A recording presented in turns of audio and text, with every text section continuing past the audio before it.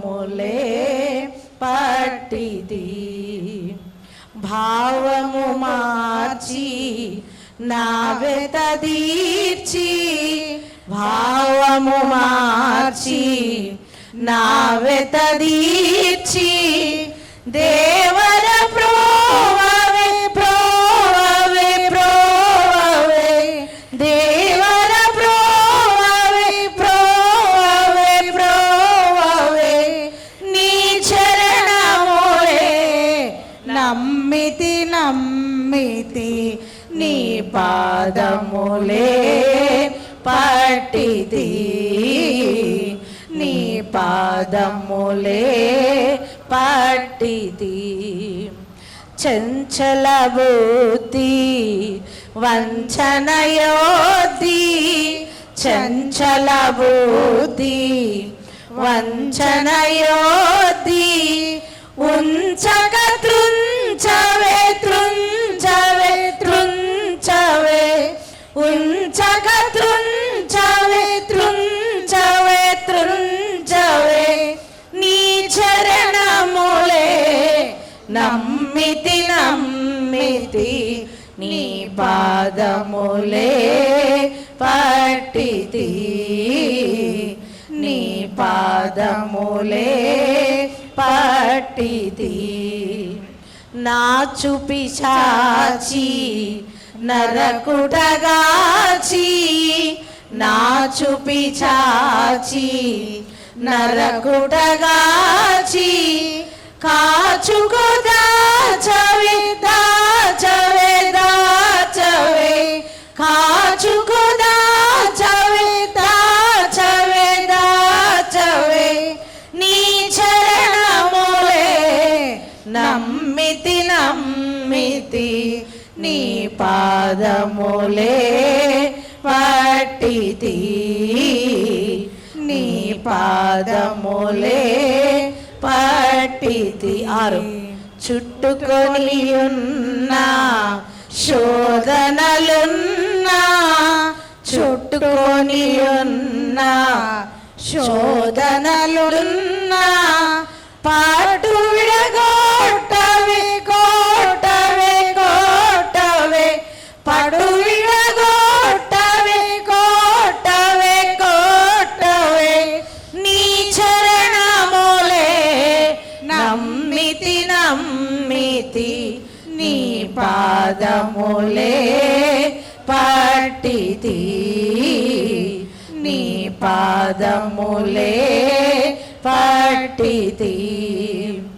యేసుని తోడా నెవరు సాటి, యేసుని తోడా నెవరు సాటి, దోసము బాపును బాపును బాపును, దోసము బాపును బాపును బాపును, నీ చరణములే నమ్మితి నమ్మితి, నీ పాదములే పట్టితి, నీ పాదములే పట్టితి. ప్రత్యేక పాట పాడాలని ఆశ కలిగి ఉన్నారు. వారిని ప్రేమపూర్వకంగా ఆహ్వానిస్తూ ఈ సమయాన్ని ఇస్తున్నాం. ఉపకారములకు నేనేమి చెల్లింతును, ఏడాది కోడెలనా వేలాది పొట్టేలనా, ఏడాది కోడెలనా వేలాది పొట్టేలనా, వేలాది నదులంతా విస్తార తైలము నీకిచ్చిన చాలునా, వేలాది నదులంతా విస్తార తైలము నీకిచ్చిన చాలునా, గర్భఫలమైన నా జ్యేష్ఠ పుత్రుని నీకిచ్చిన చాలునా, గర్భఫలమైన నా జ్యేష్ఠ పుత్రుని నీకిచ్చిన చాలునా, నీవు చేసిన ఉపకారములకు నేనేమి చెల్లింతును? ఈ గొప్ప రక్షణ నాకిచ్చినందున నేనేమి చెల్లింతును? ఈ గొప్ప రక్షణ నాకిచ్చినందున నేనేమి చెల్లింతును? కపటవర్తన లేకున్న హృదయాన్ని అర్పించుటే చాలునా? కపటవర్తన లేకున్న హృదయాన్ని అర్పించుటే చాలునా? ఏడాది కోడెలనా, వేలాది పొట్టేళ్ళనా? ఏడాది కోడెలనా, వేలాది పొట్టేళ్ళనా? మరణ పాత్రుడనయ్యున్న నాకై మరణించితివ సిల్వలో. మరణ పాత్రుడనయ్యున్న నాకై మరణించితివ సిల్వలో. కరుణ చూపి నీ జీవ మార్గాన నడిపించుమో యేసయ్యా. కరుణ చూపి నీ జీవ మార్గాన నడిపించుమో యేసయ్యా. ఏడాది కోడెలనా, వేలాది పొట్టేళ్ళనా? విరిగి నలిగిన బలియాగముగను నా హృదయమర్పింతును. విరిగి నలిగిన బలియాగముగను నా హృదయమర్పింతును. రక్షణ పాత్రను చేబూని నిత్యము నిన్ను వెంబడించెదను. రక్షణ పాత్రను చేబూని నిత్యము నిన్ను వెంబడించెదను. నీవు చేసిన ఉపకారములకు నేనేమి చెల్లింతును? థ్యాంక్ యూ అన్నాడు. రిటైర్డ్ ఎంఆర్ఓ గారికి వందనాలు చెల్లిస్తున్నాను. మరి ఒక ప్రత్యేకమైన పాట విందాం. సహోదరులు బి రవికుమార్, బండా రవికుమార్ గారు, సంఘ వైస్ ప్రెసిడెంట్, పాడాలని నేను ఆశిస్తున్నాను. జయ సంకేతమా, దయాక్షేత్రమా, నన్ను పాలించునా యేసయ్యా. జయ సంకేతమా, దయాక్షేత్రమా, నన్ను పాలించు నా యేసయ్యా. అపురూపము నీ ప్రతి తలపు, అలరించిన ఆత్మీయ గెలుపు. అపురూపము నీ ప్రతి తలపు, అలరించిన ఆత్మీయ గెలుపు. నడిపించే నీ ప్రేమ పిలుపు. జయ సంకేతమా, దయాక్షేత్రమా, నన్ను పాలించునా యేసయ్యా. నీ ప్రేమలను ఉదయించగా నా కొరకు సర్వము సమకూర్చెనే. నీ ప్రేమ నాలో ఉదయించగా నా కొరకు సర్వము సమకూర్చెనే. నన్నే ప్రేమించ మనసాయను, నీ మనసెంతో మహోన్నతము. కొంతైన నీ రుణము తీర్చేదెలా, నీవు లేక క్షణమైన బ్రతికేదెలా. విరిగి నలిగిన మనసుతో నిన్నే సేవించేదానా యజమానుడా. సేవించేదానా యజమానుడా. జయ సంకేతమా, దయాక్షేత్రమా, నన్ను పాలించునా యేసయ్యా. నిలిచెను నా మదిలో నీ వాక్యమే, నాలోన రూపించే నీ రూపమే. నిలిచెను నా మదిలో నీ వాక్యమే, నాలోన రూపించే నీ రూపమే.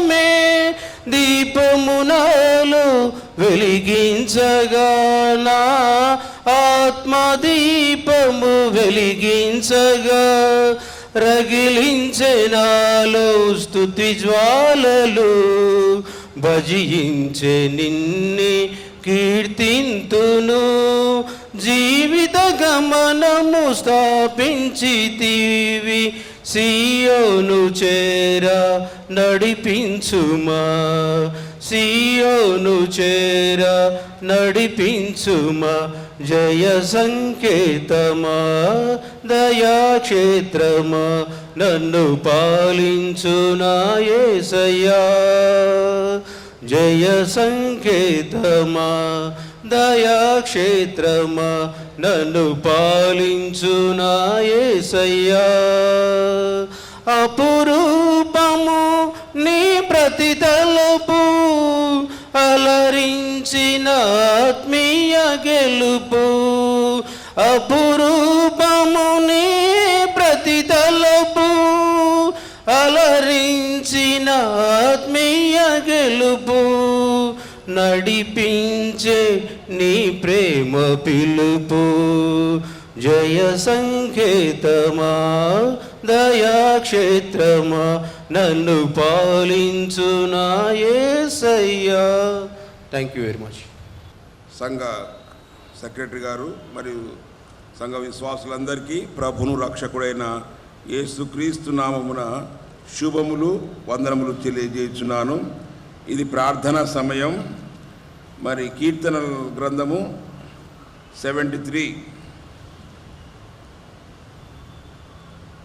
సంకీర్తన 73:23 వచనం. నా కుడి చెయ్యి నీవు పట్టుకొని ఉన్నావు, నీ ఆలోచన చేత నన్ను నడిపించదవు, తరువాత మహిమలో నీవు నన్ను చేర్చుకొందువు.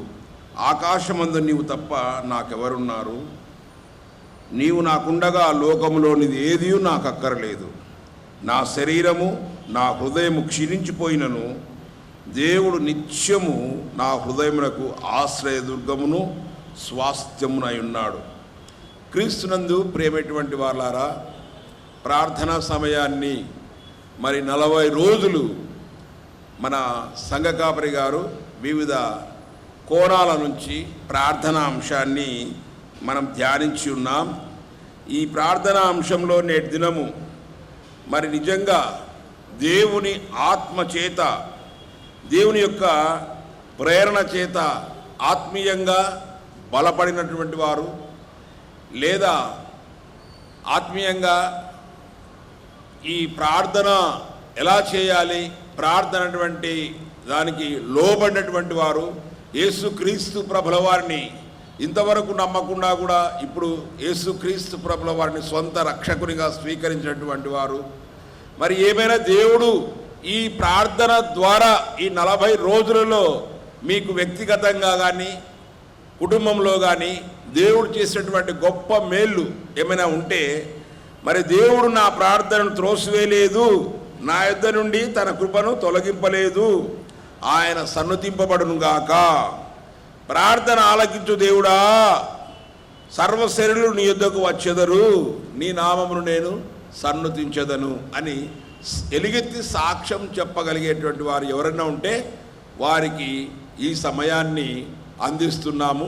దయచేసి ఒక 2 లేదా 3 మరి సాక్ష్యం చెప్పాలనుకునేటువంటి పురుషులు, స్త్రీలు ఎవరైనా సరే మరి ప్రార్థన అంశం పైననే, ప్రార్థన సమయం పైననే మరి మీ జీవితంలో మీ 40 రోజుల్లో దేవుడు వ్యక్తిగతంగా మీకు చేసినటువంటి ఏమైనా మేళ్ళు ఉంటే మరి సాక్ష్యం ద్వారా పంచుకోవాలని తెలియజేస్తున్నాను.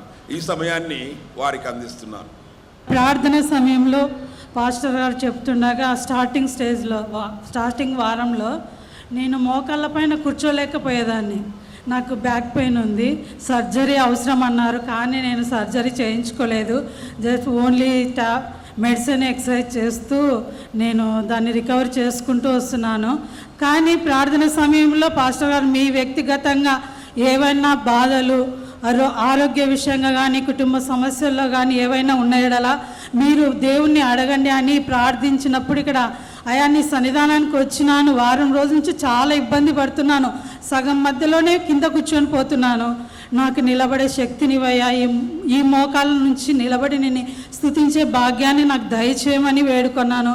పాస్టర్ గారు చెప్తున్న సమయంలో మీ వ్యక్తిగత అనారోగ్య విషయాల్లో మీరు ఏది ఉన్నానో అడగండి దేవుని నామంలో. ఆయన విశ్వాసంతో అడిగితే ఆయన సమస్తమును మీకు సాధ్యపరుస్తాడు. సమస్తమును నీకు అసాధ్యం అంటే ఏది లేదు, సమస్తం సాధ్యపరిచే దేవుడు మనకు తోడుగా ఉన్నాడు. ఆయన యందు విశ్వాసం నుంచి ప్రార్థించినప్పుడు అయా నేను ఈ 40 రోజులు నీ ముందరకు వచ్చి ఆయా వ్యక్తిగత ప్రార్థనలో నా బిడ్డల విషయంగా, నా కుటుంబం విషయంగా నీ సన్నిధానానికి వచ్చి ప్రార్థించడానికి నాకు మోకాళ్ళకు శక్తిని అడిగినప్పుడు ఆ దినం నుంచి ఈ దినం వరకు నేను అవలేలుగా కూర్చొని లేగలుగుతున్నాను. అది దేవుని కృప అని నమ్ముచున్నాను. ప్రార్థన వల్ల నాకు ఇది జరిగిందని దేవునితో రూఢిగా జవాబిస్తున్నాను. దేవుడు నా పట్ల చేసిన కార్యం ఎంతో గొప్పదని నేను నమ్ముతున్నాను.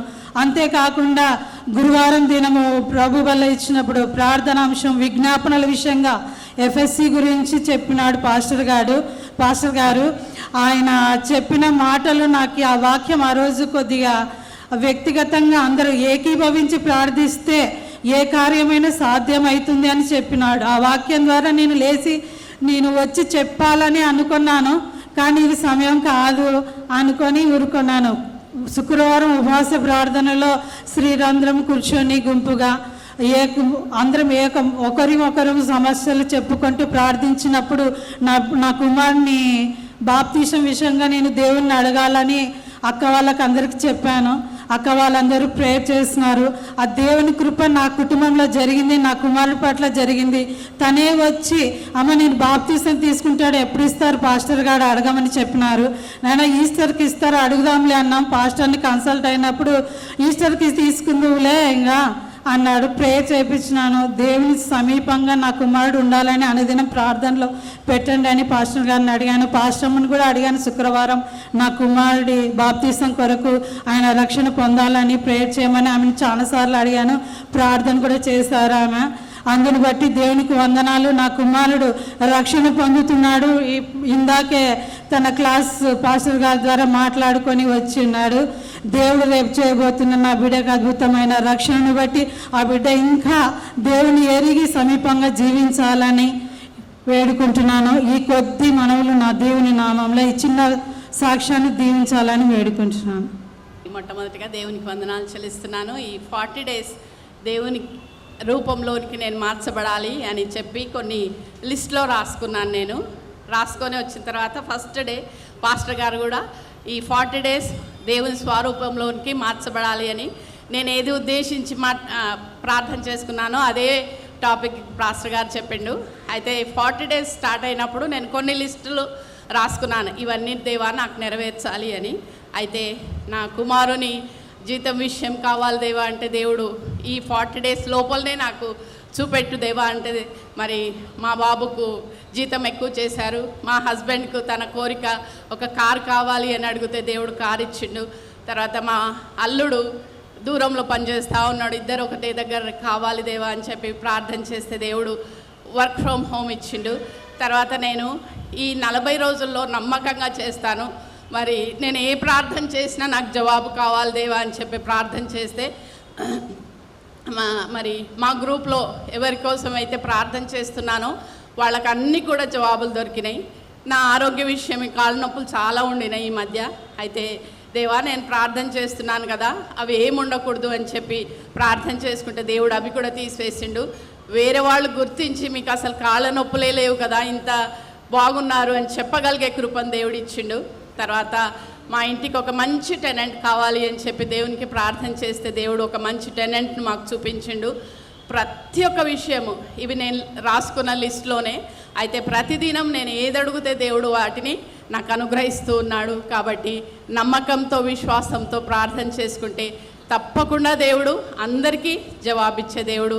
మరి ఈ విధంగా నడిపించినటువంటి పాస్టర్ గారికి కూడా నా వందనాలు చెల్లిస్తూ ముగిస్తున్నాను. ఇంకా ఎవరైనా దేవుడు మా జీవితాల్లో ఈ కార్యం చేశాడనే వాళ్ళు ఇది మంచి అవకాశం, వచ్చి ప్రార్థన చేసుకుని వెళ్ళాం. దేవుడు ఈ కార్యం చేస్తున్నాడని కూడా ఎదురు చూసే విషయాలు కూడా ప్రభు దగ్గర చెప్పుకోవచ్చు. ఎవరైనా ఉన్నారా? సరే, ఎవరు లేనట్లయితే ప్రార్థన చేసుకుందాం. ప్రేమ, కృపా, కనికరం గల మా ప్రియ పరలోకపు తండ్రి, నీ పరిశుద్ధమైన, శ్రేష్టమైన, మహోన్నతమైన, ఉన్నతమైన నామాన్ని బట్టి నీ పాదాలకు వందనాలు. దేవా, 40 రోజులు సంఘములో మీరు జరిపించినటువంటి క్రీస్తు శిల్వ శ్రమల ధ్యాన కూడికలను బట్టి, ప్యాషన్ వీక్ బట్టి నీకు వందనాలు, స్తుతులు, స్తోత్రాలు చెల్లిస్తున్నాను.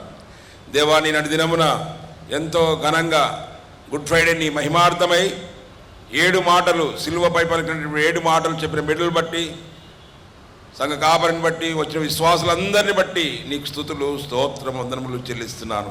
చివరి దినం 40వ రోజు ప్రభువా, మరి యొక్క కార్యక్రమంలో ఇచ్చినటువంటి సాక్ష్యములను బట్టి నీకు వందనాలు. ఇంకా అనేక మంది కూడా వాళ్ళ హృదయాంతరంగాల్లో మార్పు కలిగినది, అయినా బహిరంగంగా చెప్పలేకపోతున్నారు దేవా. అందుని బట్టి కూడా నీకు వందనాలు దేవా. వారి హృదయాంతరంగాల్లో నూతనమైన కార్యాలను కలిగింపజేయమని, నూతన మనస్సు, నూతన ఆత్మ, నూతన శక్తి, నూతన ప్రభావం వారిపై కుమ్మరించమని, ప్రకృతి అంధకార చీకటి శక్తులను నజరేయుడైన యేసు నామమున లయపరుస్తున్నాం, బంధిస్తున్నాం దేవా. మీరే కృప చూపించండి అయినా, కనికరించండి, సహాయం దయచేయండి. నీ ప్రాకారాన్ని మా సంఘముపై కుమ్మరించమని, కాపుదల దయచేయమని, నీ నడిపింపు, నీ ఆత్మతో మేము ముందు కొనసాగుటకు సహాయం దయచేయమని, త్వరలో రాబోయినటువంటి నజరేయుడైన యేసయ్య నామమున స్తుతించి ప్రార్థించి అడిగి వేడుకొనుచున్నాను తండ్రి, ఆమేన్. కార్యక్రమంలో ముందుకు వెళ్దాం. ఒక చిన్న పాట పాడుకుందాం సంఘ క్వైర్ వార్చే. యేసు ప్రేమ నన్ను తూలనాడక తనదు జాలి చూపినదా, ఈలాటిదా యేసు ప్రేమ ఎనలేని పాపకు పమునా నేను తనికి మినుకుచుని దరిగాన కుండన నని కరము పెంచినాయందు వేగగుని పోవ నా మేలు కొరకిందు వచ్చే, ఈలాటిదా యేసు ప్రేమ వెలుగొన్న దుఃఖతిలోన నేను మునిగి కుమలుచునే పునగుండు నప్పుడు నన్ను నీ చూడని త్రోయలేక తనదు నెనారు నాగగు పరచి నీతి చూపించే, ఈలాటిదా యేసు ప్రేమ నెమ్మిలో అంతైనా లేక చింతక్రమ్మి పగలుచునుండగా నన్ను జూచి సమ్మతిని నన్ను బ్రోవదలచి కరము చాచి నా చేబట్టి చక్కగా పిలిచే, ఈలాటిదా యేసు ప్రేమ.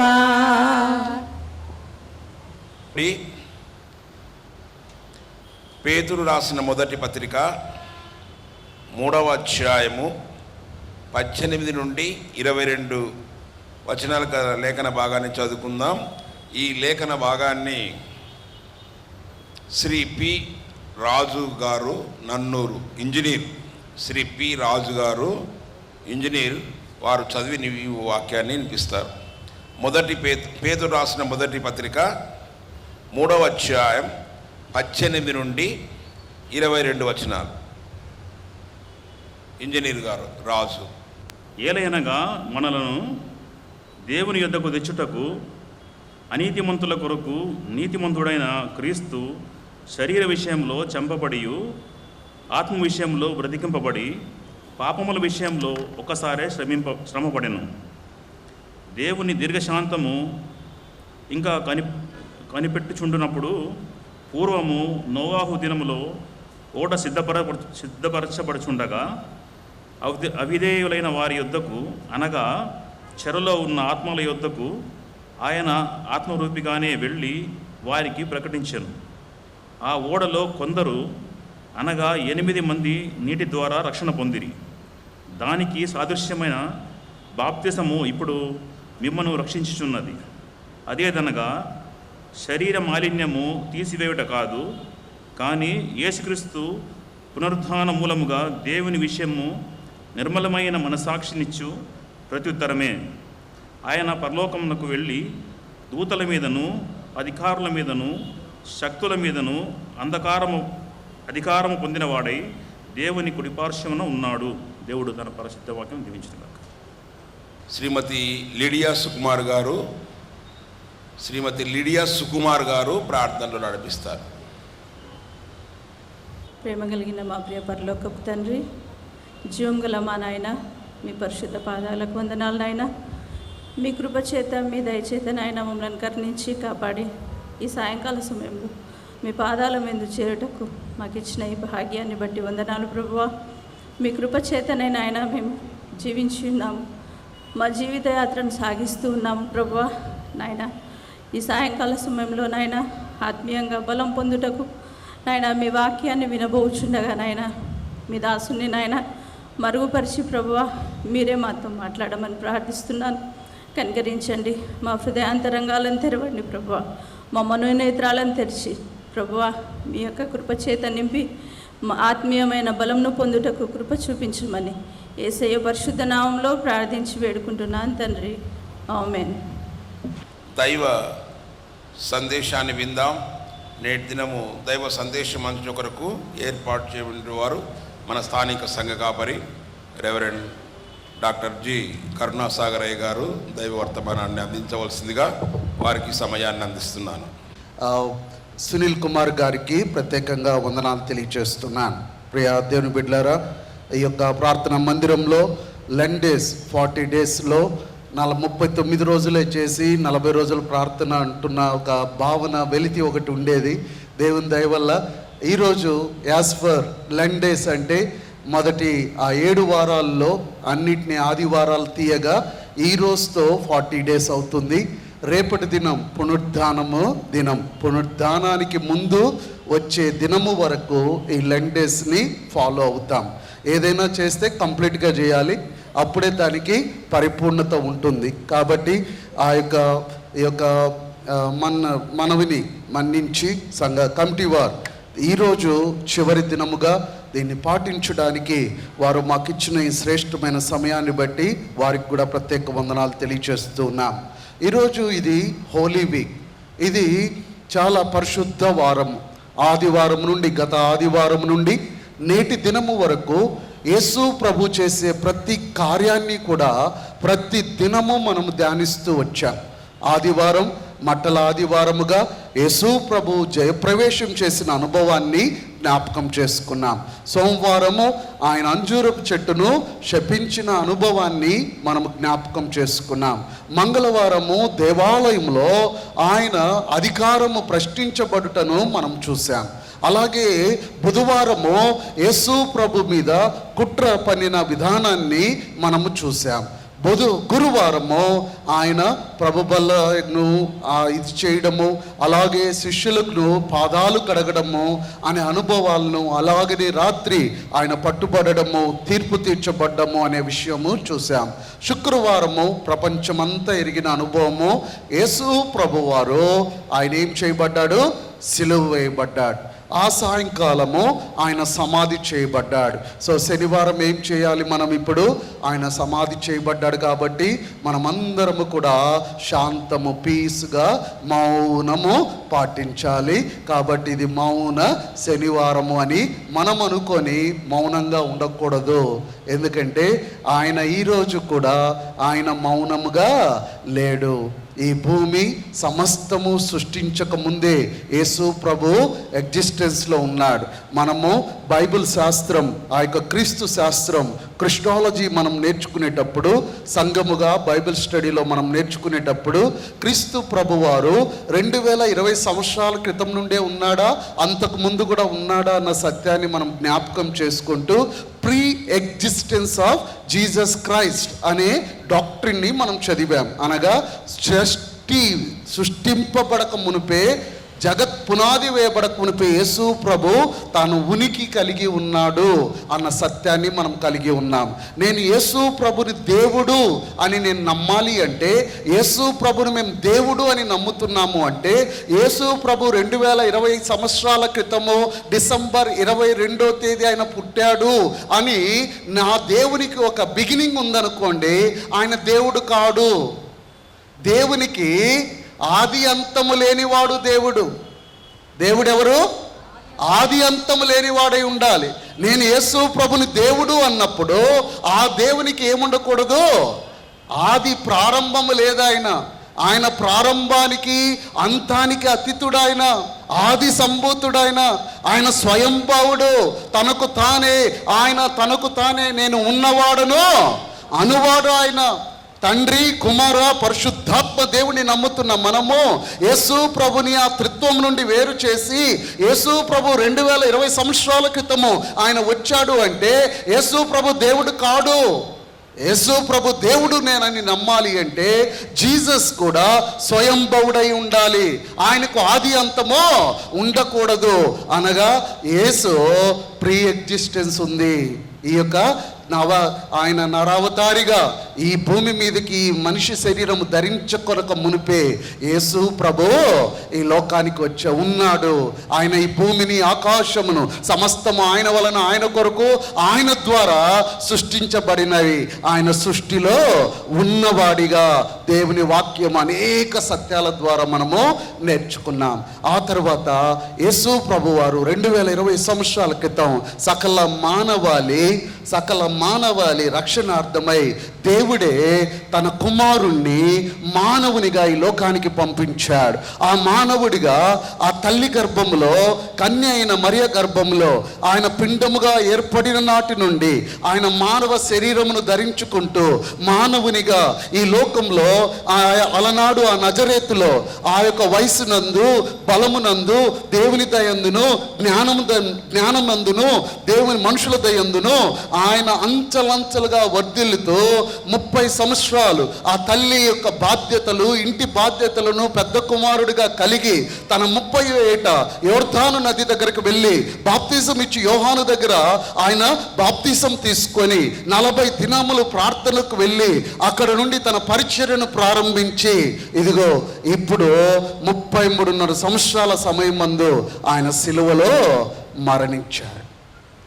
ఈ శరీరముతో ఆయన 33.5 సంవత్సరాలు ఉన్నాడు.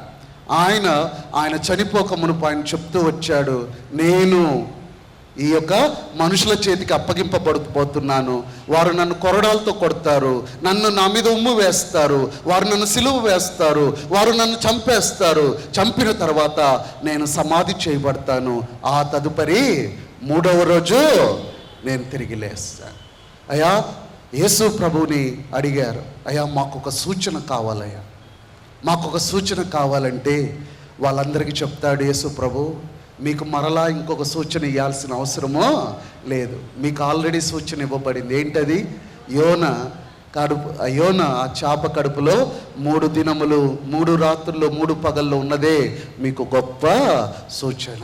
అదే మాదిరి ఈ యొక్క మనుష్య కుమారుడు కూడా ఆ పాతాళంలో 3 దినములు 3 రాత్రులు ఉండబోతాడు. ఆ తదుపరి 3వ దినము తెల్లవారుజామున యేసు ప్రభు ఏ శరీరముతో ఆయన పూడ్చిపెట్టబడ్డాడో అదే శరీరము మహిమ రూపమైన శరీరముగా లేపబడి పునరుద్ధానుడై అందరికీ కనపడగా తోమా అంటివాడు నేను ఆయన గాయములలో వేలు పెడితే తప్ప నేను నమ్మనన్నప్పుడు యేసు ప్రభు అతని ఎదుట నిలబడి తన గాయములను చూపినప్పుడు ప్రభువాది నీవే అని నేను నమ్ముచున్నానంటూ మోకరించిన అనుభవాన్ని మనం చూస్తాం కదండి. యేసు ప్రభువారు ఆయన 33.5 సంవత్సరాలు ఈ భూమి మీద ఆకలి కొన్నాడు, ఆగ్రహించాడు, అలసిపోయాడు, నిద్రపోయాడు, దాహానికి కొన్నాడు. అలాగే ప్రాణం పెట్టడానికి కూడా ఆ యొక్క మనిషి ఎలాగైతే చనిపోగలడో అలాగున ఆయన చనిపోవడానికి సకల మానవాళి కొరకు మానవుడిగా ఆయన చేయగలిగిందంతా తాను దేవుడైనప్పటికీ కూడా తన దైవత్వాన్ని రిక్తునిగా చేసుకొని దాన్ని కూడా మనం బైబిల్ స్టడీలో నేర్చుకున్నాం. ఒకవేళ యేసుక్రీస్తు దేవుడైతే ఎలా చచ్చిపోయాడు? నీ దేవుడు చచ్చిపోతే చావు లేనివాడు కదా దేవుడు. దేవుడు చిరంజీవి కదా, జీవము కలిగిన వాడు కదా. నీ దేవుడు చచ్చిపోయాడని మీరు ఎలా శుభ శుక్రవారం అని ఆరాధన చేస్తున్నారు? దేవుడు అనేవాడు చచ్చిపోతే ఆయన దేవుడు ఎందుకు అవుతాడు? అప్పుడు మన వాళ్ళు చాలామంది అన్నారు, అంటే ఆయన శారీరకంగా చనిపోయాడు, ఆత్మీయంగా చనిపోలే. అక్కడ స్పిరిచువల్ అవేమీ లేదు. ఆయన తనలో దైవత్వం ఉన్నా ఆయన తన దైవత్వాన్ని ఎప్పుడు కూడా ఎక్సర్సైజ్ చేయలేదు. చేయకుండా ఆయన అద్భుతాలు ఎలా చేశాడు అంటే అది కూడా మనం చూసాం. ఆ యొక్క అపోస్తల కార్యం 10వ అధ్యాయం 38వ వచనంలో మనం చూస్తే యేసు ప్రభువారు ఏం చేశాడట? పరిశుద్ధాత్మ శక్తితోనూ ఆ యొక్క దేవుడు అతనికి తోడై ఉండబట్టి ఆయన అనేకమైన ఆశ్చర్య కార్యాలు అద్భుతాలు చేశాడు. యేసు ప్రభు ఎప్పుడు కూడా తన దైవత్వాన్ని ఉపయోగించుకోవాలి. అందుకని ఆయన మానవ శరీరంతో ఉన్నప్పుడు ఆ 40 దినాలు శోధన ఆ యొక్క అరణ్యంలో ఉపవాసం ఉండి ప్రార్థన చేయుచున్నప్పుడు ఆ యొక్క సాతాను వచ్చి యేసు ప్రభుని శరీర విషయంలో ఆయనను శోధిస్తూ ఉన్నాడు. ఆయనను శోధించడానికి కారణం ఏంటంటే తనలో ఉన్న దైవత్వాన్ని అతను ఉపయోగించుకున్నట్లుగా అతడు ఆయన్ని శోధిస్తున్నాడు. ఏమంటున్నాడు? నువ్వు నిజముగా దేవుని కుమారుడైతే నీకు ఆకలేస్తుంది కదా, ఆ రొట్టెను ఆ యొక్క రాయిని తీసుకొని రొట్టె అవమంటే అవుతుంది కదా. దేవునికి అది సాధ్యమా కాదండి? దేవునికి రాయిని రొట్టె చేయడం పెద్ద విషయం కాదు. ప్రభు అక్కడ తన్ను తాను రిక్తునిగా చేసుకొని ఆ శరీరాశను, ఆ నేత్రాశను, ఆ జీవపు డంబాన్ని ఆయన జయించిన అనుభవాన్ని మనం చూస్తాం. ప్రతి సందర్భం ఆ యేసు ఎలా మరణించాడు అంటే ఒక క్రైస్తవులముగా ఈరోజు ఎవడెవడో వచ్చి నీ విశ్వాసాన్ని ప్రశ్నిస్తూ ఉన్నప్పుడు నువ్వు సరైన రీతిలో నీవు ఆ డాక్ట్రిన్స్ సరిగా నువ్వు అర్థం చేసుకోకపోతే అయ్యో నా విశ్వాసం నేను సరిగా వినలేదేమో, సరిగా నేర్చుకోలేదేమో అనే కాకుండా నా విశ్వాసం తప్పేమో అనే భావన నీకు వస్తుందేమో, జాగ్రత్త. అందుకనే మీరు బైబిల్లోని సిద్ధాంతాలని జాగ్రత్తగా నేర్చుకోవాలి. నీ యేసు ఎందుకు మరణించాడు? ఆయన దేవుడైతే ఎలా మరణిస్తాడు అంటే ఆయన దేవుడే కానీ తనలో ఉన్న దైవత్వాన్ని ఆయన తన్ను తాను రిక్తునిగా చేసుకొని, ఎక్కడుందది? ఫిలిప్పీయులకు రాసిన పత్రిక 2వ అధ్యాయం 1 నుండి 11 వచనాల వరకు మధ్యలో ఉన్నప్పుడు క్రీస్తుకు కలిగిన ఈ మనస్సును మీరును కలిగి ఉండుడి, ఆయన దాసుని రూపం తలంచుకొని తన్ను తాను రిక్తునిగా చేసుకొని మరణమగునంతగా ఆయన విధేయత చూపినట్టుగా దేవుని వాక్యం సెలవిస్తాం. So is God. ఆయన ప్రీ ఎగ్జిస్టెన్స్ ఉన్నాడు కాబట్టి ఆయన దేవుడు. ఆయన మరణించడానికి కారణం మరణించడానికి కారణం తనలో ఉన్న దైవత్వాన్ని ఆయన రిక్తునిగా చేసుకొని మానవునిగానే సకల మానవాళి కోసం ఆ సిలువలో ఆయన మరణించాడు. దెన్ ఇప్పుడు ఈ మట్టి శరీరం ప్రభు కలిగి ఉన్నప్పుడు ఈ మట్టి శరీరము మరణానికి లోనయ్యేది కదా. ఆయనను చంపగానే ఆ సిలువలో ఆ ప్రాణం పోయింది. ఇప్పుడు ఆ శవమును ఆ యొక్క అరిమత్తు జోసెఫ్ వెళ్ళి పిలాతుని అడిగి, అయ్యా ఆయన శరీరం నాకు కావాలంటే పిలాతు కన్ఫర్మ్ చేసుకుంటాడు. అప్పుడే ఆయన చనిపోయినా ఇది ఎందుకు అవసరమని రాయబడి ఉంది బైబిల్లో అంటే ఎవరో ఆయన కోమాలో ఉండి లేచాడు, ఆయన చనిపోలేదు, యేసు ప్రభు అన్నీ చేసింది నిజమే కానీ ఆయన చనిపోలేదని చాలా థీరీస్ వచ్చాయి.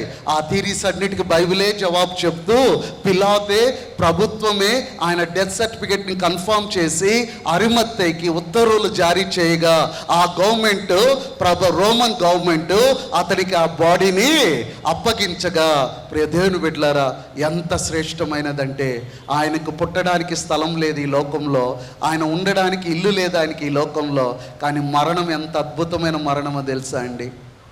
మరణం ఎంత అద్భుతం అంటే, పుట్టినప్పుడు పశువుల పాకిచ్చింది ఈ లోకం, బ్రతికి ఉన్నప్పుడు ఆయనకి తలదాచుకోవడానికి స్థలము కూడా లేకుండా ఉండే.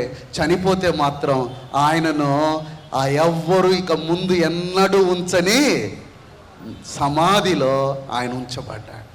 హృదయం బిడ్డలారా, అందుకని మరణము, ఎవరైనా మరణించినప్పుడు వాళ్ళ విషయంలో చాలా హుందాగా ఉండాలి, చాలా అద్భుతంగా జరగాలి. ఆ భూస్థాపన కార్యక్రమము సరిగా జరగకపోతే అంట, యోబు అంటాడు, వాని పిండముగా పడిపోయి ఉంటేనే వాడికి మేలు అంటాడు. వాడు పిండముగా పడిపోతే మేలు. నేను 8th క్లాస్ నుండి మా నాన్నమ్మ గారు బైబిల్ ఉమెన్ కనుక సంఘంలో ఎవరైనా చనిపోతే మొదటగా మా కుటుంబానికి వెంటనే జవాబు వచ్చేది. మోరెవర్ ఆ డెత్ టైంలో యాజ్ ఎ బైబిల్ ఉమెన్గా she will be always servicing. ఆ యొక్క చివరి గడియల్లో ఉన్నవారికి ఆ బైబిల్ ఉమెన్ అని ఆమె కంపల్సరీ ఆ బెడ్ రీడర్లో ఉన్నవారి దగ్గరే ఆమె ఉంటుంది. అది ఆమె పరిచర్య కనుక వెన్ డెత్ హ్యాపెన్స్ సడన్గా ఫస్ట్ మా ఫ్యామిలీకి అది వెంటనే తెలిసినప్పుడు ఫ్రమ్ 8th క్లాస్ ఆ యొక్క జాగారం కావచ్చు, ఆ బాడీని శుభ్రపరచుకోవడం కావచ్చు, దాన్ని అద్భుతంగా డెకరేట్ చేయడం కావచ్చు, అలాగే మా స్కూల్లో ఉన్న అశోక చెట్లతో రీచ్ చేయడం కావచ్చు. ఎందుకంటే మా సంఘంలో ఉన్నదంతా టీచర్సే. మాకు స్కూల్లో టీచర్స్ వాళ్ళే, సండే స్కూల్లో టీచర్స్ వాళ్ళే, మా ఆంటీ వాళ్ళే. అక్కడ గలబా చేయనీరు, చర్చిలో గలబా చేయనీరు, అంతా వాళ్ళే. మాకు అక్కడ చూసిన వాళ్ళే. ఆ పెద్దలు మా చేతుల గుండా వెళ్తూ ఉంటే వారిని అద్భుత రీతిగా వాళ్ళని సెండ్ ఆఫ్ చేసేవాళ్ళం. ఆ యొక్క అనుభవం ఆ ఇంటిలో ఈరోజు నేను దాదాపుగా నా సంఘం నుండి నేను దూరమై దాదాపుగా 25 ఏళ్ళు అయిపోయింది. సేవకు వచ్చిన నాటి నుండి అక్కడ ఇక్కడ పరిచయం చేసుకుంటూ ఇప్పటికీ నేను నా సంఘానికి వెళ్తే నేరుగా పులిపిట్ మీదకి నేను వెళ్ళగలను. నేరుగా ఏ ఇంటిలోనికైనా వంటింటిలోకి వెళ్ళి ఆ వంటింట్లో ఉన్న ఆహారం వేసుకొని నేను తినగలిగిన స్వాతంత్రం ఉన్నది. ఎందుకంటే మా అందరికీ వన్ ఫ్యామిలీ అనే ఫీలింగ్ నా యొక్క సంఘంలో ఉంది. ఆ ఫెలోషిప్ రావడానికి కారణం ఏంటి అంటే ద డెత్ సమయంలో మనం ఆ కుటుంబంతో చేసిన పరిచర్య, ఆ వ్యక్తికి ఆ ఘనమైన ఆ భూస్థాపన కార్యక్రమం జరగాలి. ఈ లోకంలో మరణం అంటే, శవం అంటే అందరూ పారిపోతారు. ఒక క్రైస్తవుడు మాత్రమే గౌరవప్రదమైన రీతిలో ఆ యొక్క పార్థివ దేహానికి జరగవలసిన ఖననం, ఆ యొక్క భూస్థాపన కార్యక్రమం జరిపిస్తారు. యేసు ప్రభుకి జననం పశువుల పాకలో జరిగిందేమో కానీ ఖననం మాత్రం అద్భుత రీతిగా ఎన్నడూ ఎవరూ పెట్టబడని ఆ శ్రేష్టమైన సమాధిలో ఆయనకి జరిగింది. అది యెషయా గ్రంథం 53వ అధ్యాయంలో ఆ యొక్క అద్భుతమైన సమాధిని గురించి ముందుగానే అనౌన్స్ చేయబడింది. సమాధి చాలా ఇంపార్టెంట్. సమాధిని మనం అర్థం చేసుకోవాలి. ఆయన సమాధిలోకి వెళ్ళకపోతే నీ నా రక్షణ, నీ నా సువార్త వ్యర్థం. ఆయన పుట్టడం ఎంత ఇంపార్టెంటో, ఆయన పాపం లేకుండా జీవించడం ఎంత ఇంపార్టెంటో, ఆయన ఏ నేరం లేకుండా చనిపోవడం ఎంత ఇంపార్టెంటో, ఆయనకు ప్రాపర్ వేలో సమాధి జరగడం కూడా అంతే ఇంపార్టెంటు, ఆయన తిరిగి లేవడం కూడా అంతే ఇంపార్టెంటు, ఆయన తిరిగి రాబోవడం కూడా అంతే ఇంపార్టెంటు. ఇది సువార్త. సువార్తల్లో సమాధి కూడా చాలా ఇంపార్టెంట్.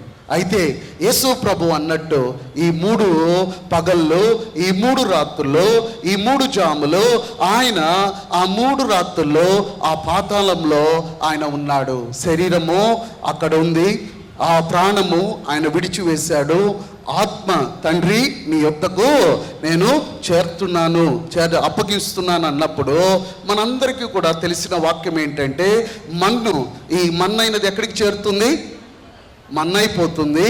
ఆత్మ దేవుడు అనుగ్రహించాడు కాబట్టి దేవుని దగ్గరికి చేరుతుంది. అయితే చనిపోయిన వారందరూ కూడా ఎక్కడికి వెళ్తారు, వాళ్ళు ఎలా ఉంటారు, ఎక్కడికి పోతారు అని ఆలోచించినప్పుడు ఆ దేవుని దగ్గరికి వెళ్ళాలి అన్నప్పుడు, దేవుని సన్నిధి దగ్గరికి మనం వెళ్ళాలన్నప్పుడు ఇక్కడ ఒక సమస్య మనకుంది. పాత నిబంధన విశ్వాసులందరూ కూడా అనేకులు చనిపోయిన అనుభవం ఉంది. వీళ్ళందరూ ఎక్కడికి వెళ్తూ ఉన్నారంటే యేసు ప్రభు వారు కూడా ఆయన సిలువలో మరణిస్తూ ఉన్నప్పుడు ఆ 2వ మాటగా ఆయన వాగ్దానం చేస్తూ ఉన్నాడు ఆ పక్కనున్న దొంగకి, నేడు నీవు నాతో కూడా పరదేశులో ఉందువు, ప్యారడైజ్లో నువ్వు ఉండబోతూ ఉన్నావు అనగా ఈ మరణించిన తర్వాత అనగా అదే రోజు ఆయన శుక్రవారము, నేడు నీవు నాతో కూడా పరదేశులో ఉందువు. నేడే, రేపు ఎల్లుండి కాదు, నేడే నీవు నాతో కూడా పరదేశులో ఉందవు. ఆ పరదేశు ఎక్కడుంది? ఆ పరదేశు విషయాన్ని ఈ 3 రోజులు, శుక్ర పగలు రాత్రి, శనివారం పగలు రాత్రి, ఆ యొక్క ఆదివారము ఆ పరదేశులో యేసు ప్రభు ఉన్నాడు. యేసు ప్రభు ఉండి ఏం చేశాడు, ఆయన చేసిన విధానం ఏంటి, ఆ పరదేశు యేసు ప్రభు మరణించిన సమయానికి ఎక్కడ ఉన్నది అని మనం ఆలోచించినప్పుడు, దేవుని బిడ్డలారా, దేవుని వాక్యం సెలవిస్తుంది, మరణించిన వారు ఎలా పోతారు, మరణించిన వారు యేసు ప్రభు మరణించి తిరిగి లేచి ఆయన ఆరోహణం అవ్వక మునుపు ఎక్కడ మరణించిన వాళ్ళు ఎక్కడెక్కడ ఉండేవాళ్ళు అని మనం చూస్తే, యేసు ప్రభు యొక్క ఉపమానాన్ని మనం జ్ఞాపకం చేసుకోవాలి. మరణించిన వారి గురించి ఉపమానం యేసు ప్రభు ఎక్కడ చెప్పాడు? ఎవరి గురించి చెప్పాడు? ధనవంతుడు లాజరు గురించి చెప్పాడు. లూకాసు వార్త అందరం తెరుద్దాం. లూకాసు వార్త 16వ అధ్యాయము 19 నుండి 31 వచనాల వరకు చూడండి. 19 నుండి 31 వరకు లాజరు ధనవంతుడి యొక్క స్టోరీ మనకు అక్కడ కనపడుతుంది. ఆ స్టోరీలో మనం చూస్తే యేసు ప్రభు వారు ఆ మరణించిన వారు చేరు స్థలాన్ని ఆయన చెప్తూ ఉన్నాడు. ఒకడు పేదవాడుగా ఉండి దరిద్రుడుగా ఉండి చనిపోతాడు, వానికి లాజరుకున్న పేరు ఈ లోకంలో దరిద్రుడు. ఇంకొకడు ధనవంతుడు ఉంటాడు, బైబిల్లో వాడి పేరు రాయబడలేదు కానీ వాడి పేరు ధనవంతుడు. ఈ లాజరు అయిన దరిద్రుడు చనిపోయాడు, ధనవంతుడు చనిపోయాడు. ఇద్దరు గురించి ఒక చక్కని మాట రాయబడి ఉంటుంది ఒకే వచనంలో. ఆ వచనంలో లాజరు చనిపోయాను, దేవదూతలు వచ్చి వానిని కొనిపోయేది. అలాగే ఆ ధనవంతుడు కూడా చనిపోయాను, వాడు పాతి పెట్టబడెను. కొనిపోబడిన వాడు కళ్ళు తెరిస్తే అబ్రహాము రొమ్మున ఆనుకొని విశ్రాంతి తీసుకుంటున్నాడు. ఈ పాతి పెట్టబడిన వాడు కళ్ళు తెరిస్తే ఎక్కడున్నాడు? పాతాళములో అగ్నిబంధకముల మధ్య ఉన్నట్టు రాయబడుతుంది. ఒకవైపు ధనవంతుడు అక్కడ ఉన్నాడు, పాతాళంలో భయంకరమైన అగ్నిగంధకములతో కాల్చబడుతూ అక్కడ పురుగు చావదు, అగ్ని ఆరని స్థితిలో ఉన్నాడు. అతను కనపడుతున్నట్టుగానే ఇక్కడ లాజరు ఆ యొక్క అబ్రహాము రొమ్మున ఆనుకొని ఉన్నాడు. They both can communicate, they both can see. ఒక అన్బిలీవర్ అక్కడ అగ్నిలో ఉండి కాల్చబడుతూ అతను ఇక్కడ రొమ్మున ఆనుకొని ఉన్న విశ్వాసి అయిన లాజర్ని చూస్తున్నాడు. విశ్వాసి అయిన లాజర్నే కాదు, ఆ లాజరు ఎవరిని ఆనుకొని ఉన్నాడో ఆ అబ్రహామును కూడా చూస్తున్నాడు. ఆ యొక్క ధనవంతుడు ఉట్టి లాజర్తోనే కాదు, ఆ ధనవంతుడు అబ్రహాముతో కూడా మాట్లాడుతున్నాడు. ద ఓటీ సెయింట్స్ అందరూ కూడా ఇప్పుడు ఈ పరదేశంలో ఉన్నారు, అక్కడే ధనవంతులు ఉన్నారు. అనగా మరణం అవ్వగానే ఈ మరణించిన స్థలాన్ని గ్రీకులో గెహెన్నా అని పిలువబడుతుంది. గెహెన్నా అనగా the realm of dead, realm of the dead అని అర్థం. అదే హిబ్రూలో షెలోల్ అనగా which refers to the grave. Especially ఆ యొక్క ప్రజెన్స్ ఆఫ్ గాడ్కి దూరంగా ఆ రైచస్ పీపుల్ మరియు వికెట్ పీపుల్ ఉన్న పాతాళమును హెద్దెస్ అంటారు. అది పాతాళము. ఆ పాతాళంలో 2 భాగాలు ఉంటాయి. ఆ 2 భాగాల్లో ఒక భాగము విశ్వాసులను నీతిమంతులు ఉంటారు, ఒక భాగములో కాలుతూ మండుతూ అవిశ్వాసులైన వారు ఉంటారు. ఇప్పుడు ఆ ధనవంతుడు అడుగుతున్నాడట, ఏమని అడుగుతున్నాడంటే, అయ్యా ఒక్క చుక్క నీరు నాకు పంపు అంటే, అక్కడ మాట చూడండి 26వ వచనంలో, ఇక్కడ నుండి మీ వద్దకు దాటగోరు వారు దాటిపోజాలకుండునట్లును, అక్కడి వారు మా యొద్దకు దాటి రాజాలకుండునట్లును, మీకును మాకును మీకును మధ్య మహాగాధమున్నది. ప్రభువు ఉపమానము చెప్తున్నట్టు ఉన్న ఉపమానము అనగా పరలోక సంబంధమైన ఆ యొక్క మర్మాన్ని భూలోక సంబంధమైన కథతో చెప్పడాన్నే ఉపమానం అంటాం. యేసు ప్రభువు అనేక ఉపమానాలు చెప్తూ ఉన్నప్పుడు, ఆ విత్తువాని ఉపమానాన్ని చెప్తూ ఉన్నప్పుడు, ఆడ రైతు ఉండేది నిజమే, ఆడ భూమి ఉండేది నిజమే, అక్కడ దారి ఉండేది నిజమే, పక్షులు ఉన్నది నిజమే, విత్తనాలు నిజమే. వాటితో ఆయన చెప్తూనే ఆయన ఏం చెప్తున్నాడు, వాటి అర్థం ఏంటి అంటే వాక్యం వినేవారి యొక్క స్థితిని అక్కడ చెప్తున్నాను అని చెప్తూ ఉన్నాడు. అలాగనే ఈయన లాజరు ధనవంతుని గురించి చెప్తూ ఉన్నప్పుడు కూడా అక్కడ ఉన్న మనిషి నిజమే, మరణము నిజమే, మరణాంతరము ఆ యొక్క డెస్టినేషన్స్ కూడా నిజమే. స్టోరీలో లాజరు ధనవంతుడు కనపడినా అక్కడ ఉన్న ఇన్సిడెంట్స్ అన్నీ కూడా దే ఆర్ ట్రూ. ఇక్కడ ఏం జరుగుతుంది, ఏక పాపంలో వచ్చే జీతము మరణం. ఆ మరణమును ఈ సకల మానవాళిని కబలించి వేసి ఉండగా మరణము జయించే వరకు ఆ యొక్క విశ్వాసులు అలాగే అవిశ్వాసుల మధ్య అగాధమైన ఆ మహాగాధం ఒకటి వారి మధ్య వేరుగా ఉండి అందరూ కూడా పాతాళమనే అనుభవంలో వారు మరణము జయించబడుటకు ఎదురు చూస్తూ ఉన్నారు. అర్థమవుతుందండి? ఇప్పుడు అర్థం చేసుకోవాలమ్మా. యేసు ప్రభు మరణించి సమాధి చేయబడినప్పుడు ఆయన పరదేశుకు వెళ్ళగా, ఆ యొక్క అబ్రహాము ఉన్న స్థలానికి వెళ్ళగా ఆయన ఏం చేశాడు, వాట్ హి డిడ్. అక్కడే మనము ఆ యొక్క 1 పేతురు 3వ అధ్యాయం 20వ వచనం, 1 పేతురు 3వ అధ్యాయం 20వ వచనంలో చెరలో ఉన్న ఆత్మల యొద్దకు ఆయన ఆత్మరూపిగానే వెళ్ళి వారికి ప్రకటించాడు. చెరలో ఉన్న ఆత్మల యొద్దకు ఆయన ఆత్మరూపిగానే వెళ్ళి వారికి ప్రకటించాడు. 33.5 సంవత్సరాలు ఈ యొక్క మట్టి శరీరము కలిగి మానవ శరీరమును కలిగి యేసు ప్రభువారు నిరంతరము సువార్త ప్రకటిస్తూనే ఉన్నాడు. ఆయన ఇదిగో దేవుని రాజ్యం రాబోతుంది, అంతటా అందరూ మారు మనసు పొంది దేవుని రాజ్యములకు సిద్ధపడని ఆయన గొంతులో ప్రాణం ఉన్నంత వరకు ప్రకటించాడు. ఆయన ప్రకటించడం ఆగిపోలేదు. ఈ శరీరం నుండి తన ప్రాణం వెళ్ళిపోయింది, కానీ ఆత్మరూపముగా ఆయన చెరలో అనగా ఆ యొక్క పరదేశిలో ఆ యొక్క పాతాళంలో ఉన్న వారి యొద్దకు వెళ్ళి ఆయన ప్రకటిస్తున్న అనుభవాన్ని మనం చూస్తూ ఉన్నాం. He has been preaching in the prison. ఆ ప్రిజన్ మనం అనుకుంటున్న చెరసాల కాదు, ఈ యొక్క పాతాళపు అనుభవంలో 2 గదుల మధ్య ఒకవైపు విశ్వాసులు, ఒకవైపు అవిశ్వాసులు, ఒకవైపు విధేయులు, ఒకవైపు అవిధేయులు, ఒకవైపు నమ్మిన వారు, ఒకవైపు నమ్మని వారు, ఈ ఇద్దరి మధ్య ఉన్న అగాధంలో ఈ యొక్క ఓల్డ్ టెస్టిమెంట్ సెయింట్స్ అందరూ కూడా దే ఆర్ వెయిటింగ్. ఆ డెత్ ఆ యొక్క కాన్క్వర్ కాకుండా, ఆ మరణము మీద విజయం జరగకుండా ఈ యొక్క సెయింట్స్కి అక్కడ నుండి వారు వేరుగా చెరపట్టబడాలి అట. అందుకనే మనము ఎఫెసీయులకు రాసిన పత్రిక 4వ అధ్యాయం 8వ వచనం చూడండి. దీనికి రిలేటెడ్గా ఇచ్చబడిన మాటను అక్కడ మనం చూస్తాం. ఆ యొక్క ఎఫెసీయులకు రాసిన పత్రిక 4వ అధ్యాయం 8వ వచనం, అందుచేత ఆయన ఆరోహణమైనప్పుడు చెరగా పట్టుకొని పోయి మనుషులకు ఈవులను అనుగ్రహించునని చెప్పబడి ఉన్నది. అక్కడ ఏం రాయబడిందండి? ప్రభు ఆరోహణము అంటే ఏంటండి? అసలు ఆరోహణం అంటే పైకి పోవడమా, కింద పోవడమా? పైకి పోవడమా, కింద పోవడమా? పైకి పోవడం. కానీ మళ్ళీ అక్కడ కింద చూద్దాం. మళ్ళా 9వ వచనం, ఆ యొక్క 9-10 వచనాల్లో ఆరోహణం అనగా ఆయన భూమి యొక్క కింది భాగములకు దిగెనని అర్థం ఇచ్చుచున్నది కదా. ఏమంటారు? ఆరోహణం అంటే పైకి వెళ్ళడం.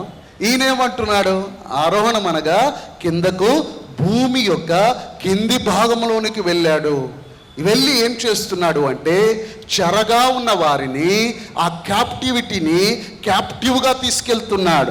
ఆయన క్యాప్టివ్గా చెరలో ఉన్న వారిని, చెరగా అయిన వారిని తీసుకుని వెళ్ళడానికి ఆయన పరదేశిలో ఆత్మరూపముగా వెళ్ళి ఆ పాతాళంలో ఉన్న ఆ యొక్క ఓల్డ్ టెస్టిమెంట్ సెయింట్స్ దగ్గరికి, ఆ విశ్వాసుల దగ్గరికి ఆయన వెళ్ళి గొప్ప పరిచర్య చేసి ఉన్నాడు. నాకు సమయాన్ని బట్టి నేను మీకు చెప్తున్నాను, ఇది పాత నిబంధన కీర్తనల గ్రంథము 68వ కీర్తన 18 నుండి 20 వరకు ఇది ఆల్రెడీ ప్రవచనాత్మకంగా యేసు ప్రభువు ఆయన మరణం మీద విజయం సాధించి వచ్చిన అనుభవాన్ని మనం అక్కడ ఆ యొక్క గ్రంథకర్త ఆల్రెడీ రాస్తున్న అనుభవాన్ని మనము చూడగలుగుతాం.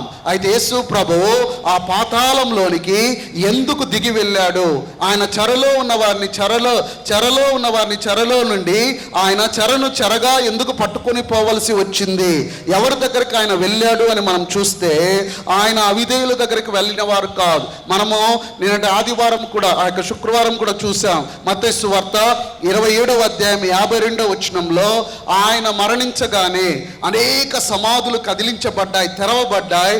అనేకులైన వారు, ఎవరటాళ్ళు పైకొచ్చిన వారు అనేక మంది అని రాయబడి ఉంది. 52వ వచనం చూడండి. అనేక మంది పరిశుద్ధుల శరీరములు, అవిశ్వాసులు కాదు, ఎవరు? పరిశుద్ధుల శరీరములు. అలాగే హెబ్రీయులకు రాసిన పత్రిక 12వ అధ్యాయం 23వ వచనంలో చూస్తే ఆయన ఎవరి యొద్దకు వెళ్ళి సువార్త చేశాడో అక్కడ రాస్తూ వస్తాడు. ఆ లిస్టులో 23 చివరి వచనం మనం చూడగా, సంపూర్ణ శుద్ధి పొందిన నీతిమంతుల ఆత్మల యొద్దకు, సంపూర్ణ సిద్ధి పొందిన నీతిమంతుల ఆత్మల యొద్దకు ఆయన వెళ్ళాడు. ప్రియదేవుని బిడ్డలారా, ఆత్మరూపిగా ఎవరి దగ్గరికి వెళ్ళాడు? మనం కూడా అక్కడ చూస్తే 1 తిమోతి 3వ అధ్యాయం 18 నుండి 18, 19, 20 వచనాల్లో చూడగా అవిధేయులైన నోహా కాలంలో ఉన్న వారి దగ్గరికి వెళ్ళాడని రాయబడి ఉంది.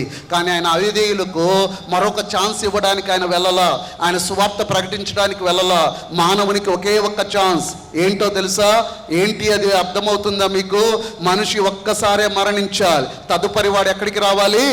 తీర్పులోకి తీసుకురాబడతాడు. మనం అనుకుంటాం నోహా కాలంలో ఆ యొక్క జలప్రలయంలో కట్టుకొని పోయిన వారి కోసం ఆయన వెళ్ళి సెకండ్ ఛాన్స్ ఇస్తున్నాడంటే, మానవునికి చనిపోయిన తర్వాత there is no second chance, మరొక ఛాన్స్ అతనికి లేదు. అక్కడే మనం చూస్తే ఆ నోవాహు కాలంలో రక్షణ పొందిన వారు ఎంతమంది అట? 8 మంది. ఆ 8 మంది కొరకు వెళ్ళున్నాడు. ఆ 8 మంది కొరకు వెళ్ళాడు. ఆ అబ్రహాం కొరకు వెళ్ళాడు. ఎందుకు వెళ్ళాడు? హెబ్రీయులకు రాసిన పత్రిక 11వ అధ్యాయం 10వ వచనం చూడండి. ఆ యొక్క అబ్రహాము విశ్వాసులకు తండ్రి కదా, అబ్రహాము విశ్వాసం వల్ల నీతిమంతుడిగా ఎంచబడ్డాడు కదా. అబ్రహాము ఎలా తన జీవితం అంతా జీవించాడు అంటే, ఏలయనగా దేవుడు దేనికి శిల్పియో నిర్మాణకుడై ఉన్నాడో పునాదులు గల ఆ పట్టణము కొరకు అబ్రహాము ఏం చూస్తున్నాడు? దేని కొరకు? ఆ పట్టణము కొరకు ఎదురు చూస్తూ పరదేశిలో వెయిట్ చేస్తూ ఉన్నారు. నీతిమంతులందరూ కూడా, నీతిమంతుల ఆత్మలన్నీ కూడా ఆ పరదేశులు, ఆ యొక్క దేవుడు కట్టబోయే పునాదులు గల పట్టణం కొరకు వారు ఎదురు చూస్తూ ఉంటే, ఆ పట్టణం కట్టే వరకు వాళ్ళు అక్కడ చెరలో ఉండాల్సి వచ్చింది. ఇప్పుడు ప్రభు అంటున్నాడు యోహాను సువార్త 14వ అధ్యాయం 1, 2, 3 వచనాల్లో, నేను మీ హృదయములను కలవరపడనీయద్దు, నేను వెళ్ళి మీకు స్థలము సిద్ధపరచ వెళ్ళుచున్నాను. నేను సిద్ధపరిచిన ఎడల నేను మరలా వచ్చి నేనుండు స్థలంలో మీరును ఉండులాగా నేను మిమ్మల్ని తీసుకొని వెళ్తాను. ఏమి ఆ స్థలం ముందే ఏర్పాటు చేయబడలేదా? ఆ స్థలం ముందుగానే కట్టబడలేదా? అంటే ఆయన సన్నిధిలో ఆ స్థలము కట్టబడాలంటే మానవుని మీద ఉన్న మరణం ముందు ఓడించబడాలి. మరణం ఈ లోకంలో ఓడించబడకుండా ఆ దేవుని సన్నిధికి ఏ మానవుడు కూడా రాలేడు.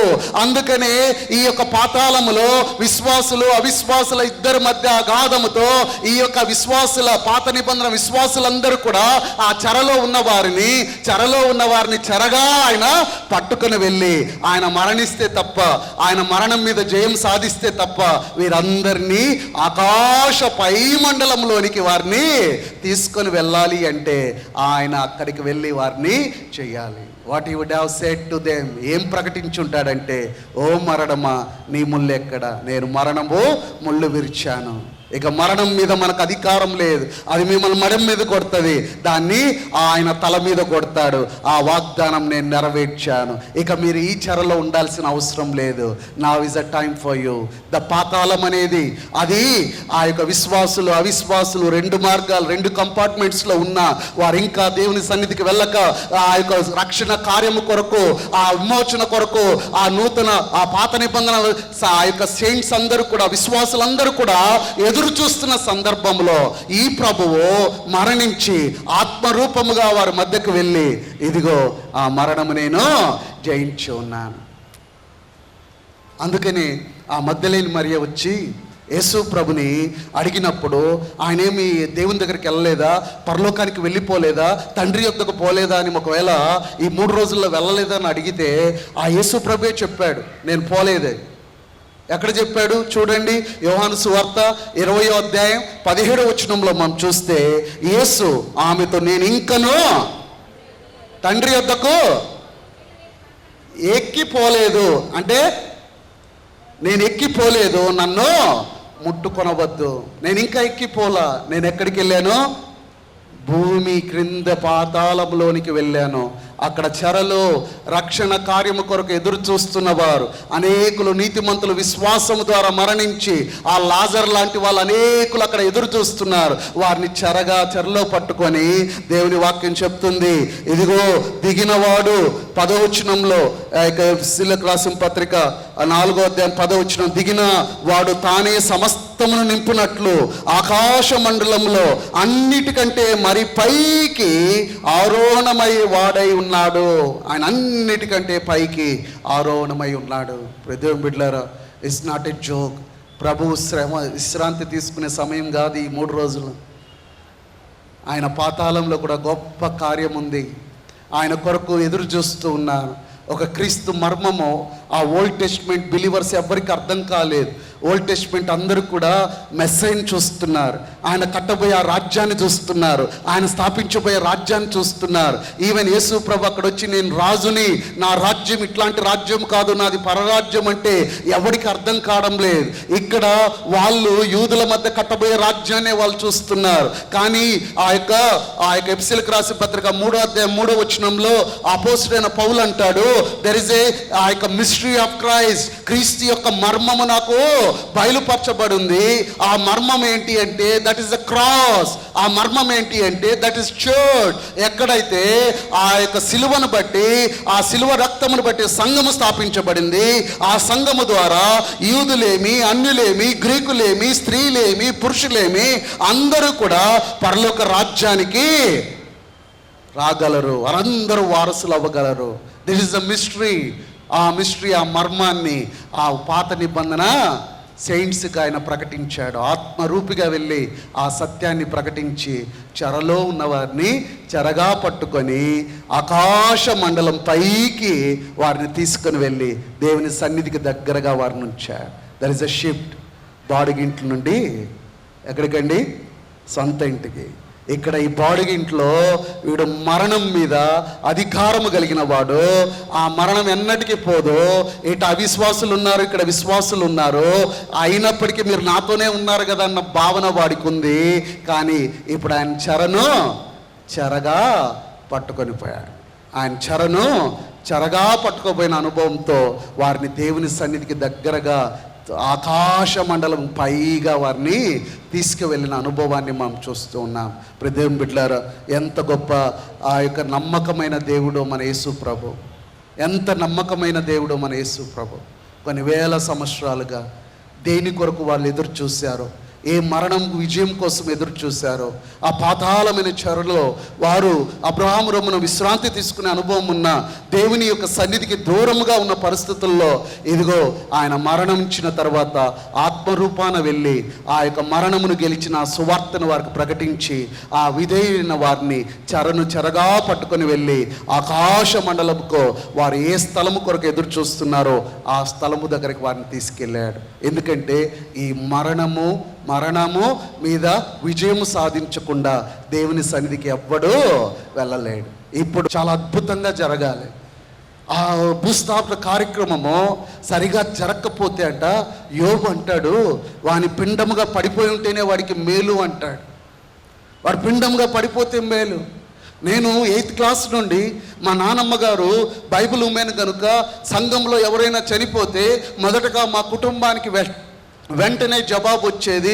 మోరెవర్ ఆ డెత్ టైంలో యాజ్ ఎ బైబిల్ ఉమెన్గా she will be always servicing. ఆ యొక్క చివరి గడియల్లో ఉన్నవారికి ఆ బైబిల్ ఉమెన్ అని ఆమె కంపల్సరీ ఆ బెడ్ రీడర్లో ఉన్నవారి దగ్గరే ఆమె ఉంటుంది. అది ఆమె పరిచర్య కనుక వెన్ డెత్ హ్యాపెన్స్ సడన్గా ఫస్ట్ మా ఫ్యామిలీకి అది వెంటనే తెలిసినప్పుడు ఫ్రమ్ 8th క్లాస్ ఆ యొక్క జాగారం కావచ్చు, ఆ బాడీని శుభ్రపరచుకోవడం కావచ్చు, దాన్ని అద్భుతంగా డెకరేట్ చేయడం కావచ్చు, అలాగే మా స్కూల్లో ఉన్న అశోక చెట్లతో రీచ్ చేయడం కావచ్చు. ఎందుకంటే మా సంఘంలో ఉన్నదంతా టీచర్సే. మాకు స్కూల్లో టీచర్స్ వాళ్ళే, సండే స్కూల్లో టీచర్స్ వాళ్ళే, మా ఆంటీ వాళ్ళే, అక్కడ గలబా చేయనీరు, చర్చిలో గలబా చేయనీరు, అంతా వాళ్ళే. మాకు అక్కడ చూసిన వాళ్ళే. ఆ పెద్దలు మా చేతుల గుండా వెళ్తూ ఉంటే వారిని అద్భుత రీతిగా వాళ్ళని సెండ్ ఆఫ్ చేసేవాళ్ళం.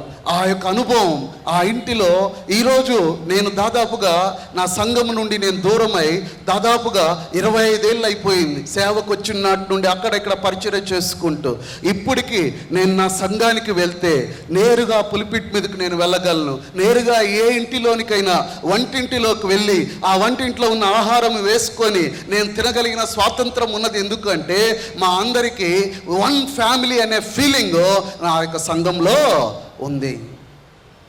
ఆ ఫెలోషిప్ రావడానికి కారణం ఏంటి అంటే ద డెత్ సమయంలో మనం ఆ కుటుంబంతో చేసిన పరిచర్య.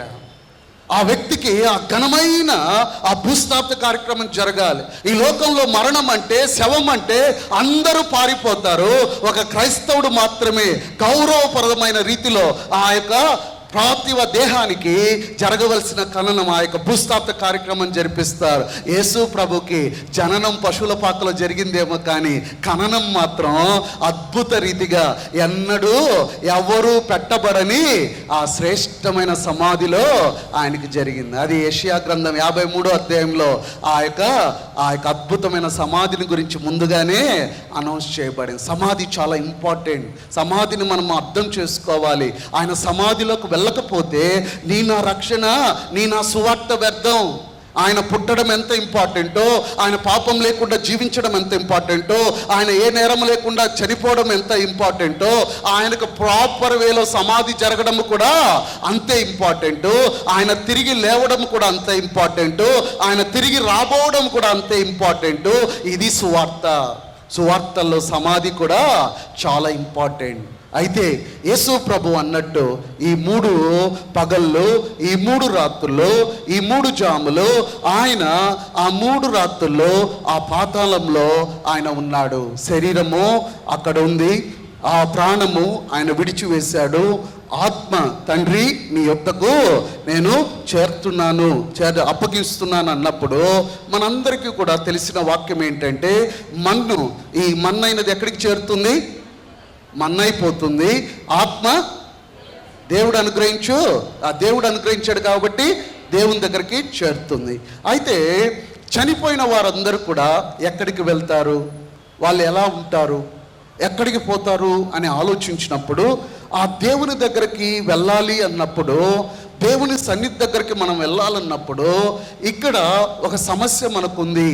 పాత నిబంధన విశ్వాసులందరూ కూడా అనేకులు చనిపోయిన అనుభవం ఉంది.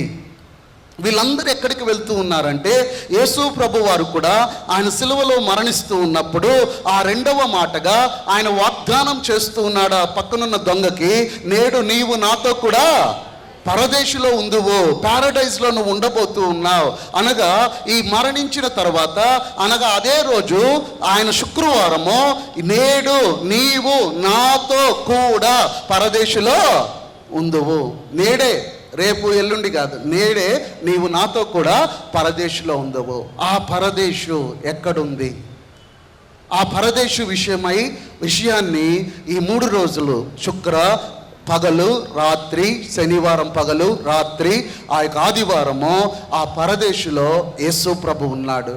యేసు ప్రభు ఉండి ఏం చేశాడు, ఆయన చేసిన విధానం ఏంటి, ఆ పరదేశు యేసు ప్రభు మరణించిన సమయానికి ఎక్కడ ఉన్నది అని మనం ఆలోచించినప్పుడు, దేవుని బిడ్డలారా, దేవుని వాక్యం సెలవిస్తుంది, మరణించిన వారు ఎలా పోతారు, మరణించిన వారు యేసు ప్రభు మరణించి తిరిగి లేచి ఆయన ఆరోహణం అవ్వక మునుపు ఎక్కడ మరణించిన వాళ్ళు ఎక్కడెక్కడ ఉండేవాళ్ళు అని మనం చూస్తే యేసు ప్రభు యొక్క ఉపమానాన్ని మనం జ్ఞాపకం చేసుకోవాలి.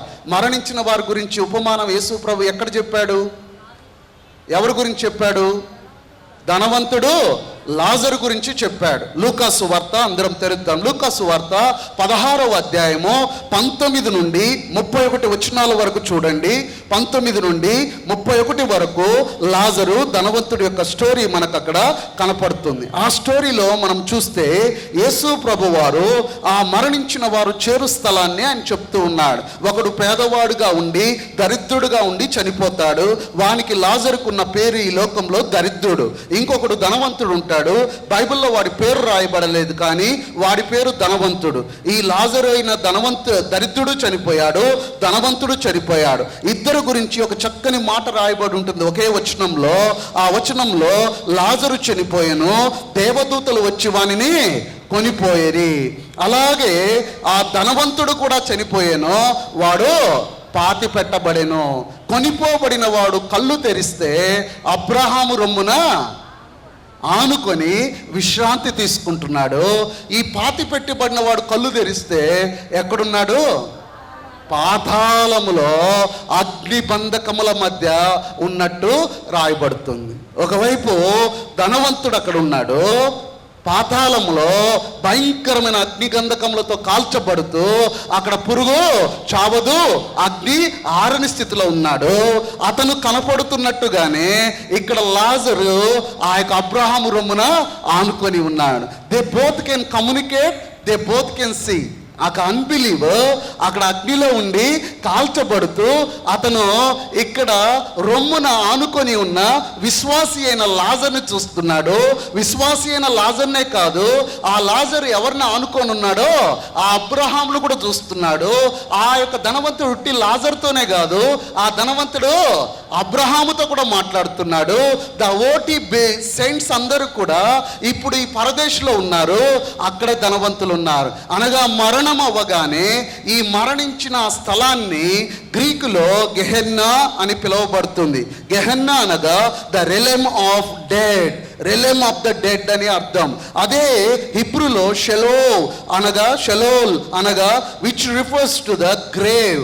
ఎస్పెషల్లీ ఆ యొక్క ప్రజెన్స్ ఆఫ్ గాడ్కి దూరంగా ఆ రైచస్ పీపుల్ మరియు వికెట్ పీపుల్ ఉన్న పాతాళమును హెద్దెస్ అంటారు.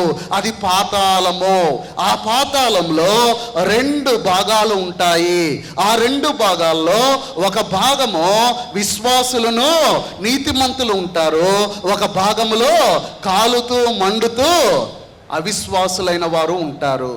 ఇప్పుడు ఆ ధనవంతుడు అడుగుతున్నాడట, ఏమని అడుగుతున్నాడంటే, అయ్యా ఒక్క చుక్క నీరు నాకు పంపు అంటే, అక్కడ మాట చూడండి 26వ వచనంలో, ఇక్కడ నుండి మీ వద్దకు దాటగోరు వారు దాటిపోజాలకుండునట్లును, అక్కడి వారు మా యొద్దకు దాటి రాజాలకుండునట్లును, మీకును మీకును మధ్య మహాగాధమున్నది.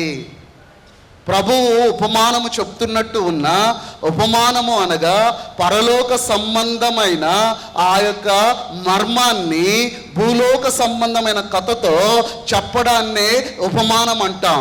యేసు ప్రభువు అనేక ఉపమానాలు చెప్తూ ఉన్నప్పుడు, ఆ విత్తువాని ఉపమానాన్ని చెప్తూ ఉన్నప్పుడు, ఆడ రైతు ఉండేది నిజమే, ఆడ భూమి ఉండేది నిజమే, అక్కడ దారి ఉండేది నిజమే, పక్షులు ఉన్నది నిజమే, విత్తనాలు నిజమే. ఆ వాటితో ఆయన చెప్తూనే ఆయన ఏం చెప్తున్నాడు, అయా వాటి అర్థం ఏంటి అంటే వాక్యం వినేవారి యొక్క స్థితిని అక్కడ చెప్తున్నాను అని చెప్తూ ఉన్నాడు. అలాగనే ఈయన లాజరు ధనవంతుని గురించి చెప్తూ ఉన్నప్పుడు కూడా అక్కడ ఉన్న మనిషి నిజమే, మరణము నిజమే, మరణాంతరము ఆ యొక్క డెస్టినేషన్స్ కూడా నిజమే. స్టోరీలో లాజరు ధనవంతుడు కనపడినా అక్కడ ఉన్న ఇన్సిడెంట్స్ అన్నీ కూడా దే ఆర్ ట్రూ. ఇక్కడ ఏం జరుగుతుంది, ఏక పాపంలో జీతము మరణం.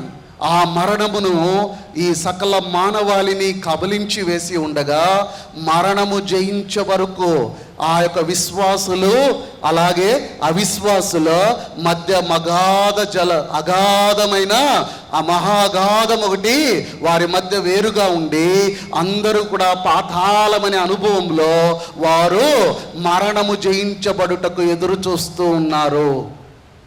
అర్థమవుతుందండి? ఇప్పుడు అర్థం చేసుకోవాలమ్మా. యేసు ప్రభు మరణించి సమాధి చేయబడినప్పుడు ఆయన పరదేశుకు వెళ్ళగా, ఆ యొక్క అబ్రహాము ఉన్న స్థలానికి వెళ్ళగా ఆయన ఏం చేశాడు, వాట్ హి డిడ్. అక్కడే మనము ఆ యొక్క 1 పేతురు 3వ అధ్యాయం 20వ వచనం, 1 పేతురు 3వ అధ్యాయం 20వ వచనంలో చెరలో ఉన్న ఆత్మల యొద్దకు ఆయన ఆత్మరూపిగానే వెళ్ళి వారికి ప్రకటించాడు.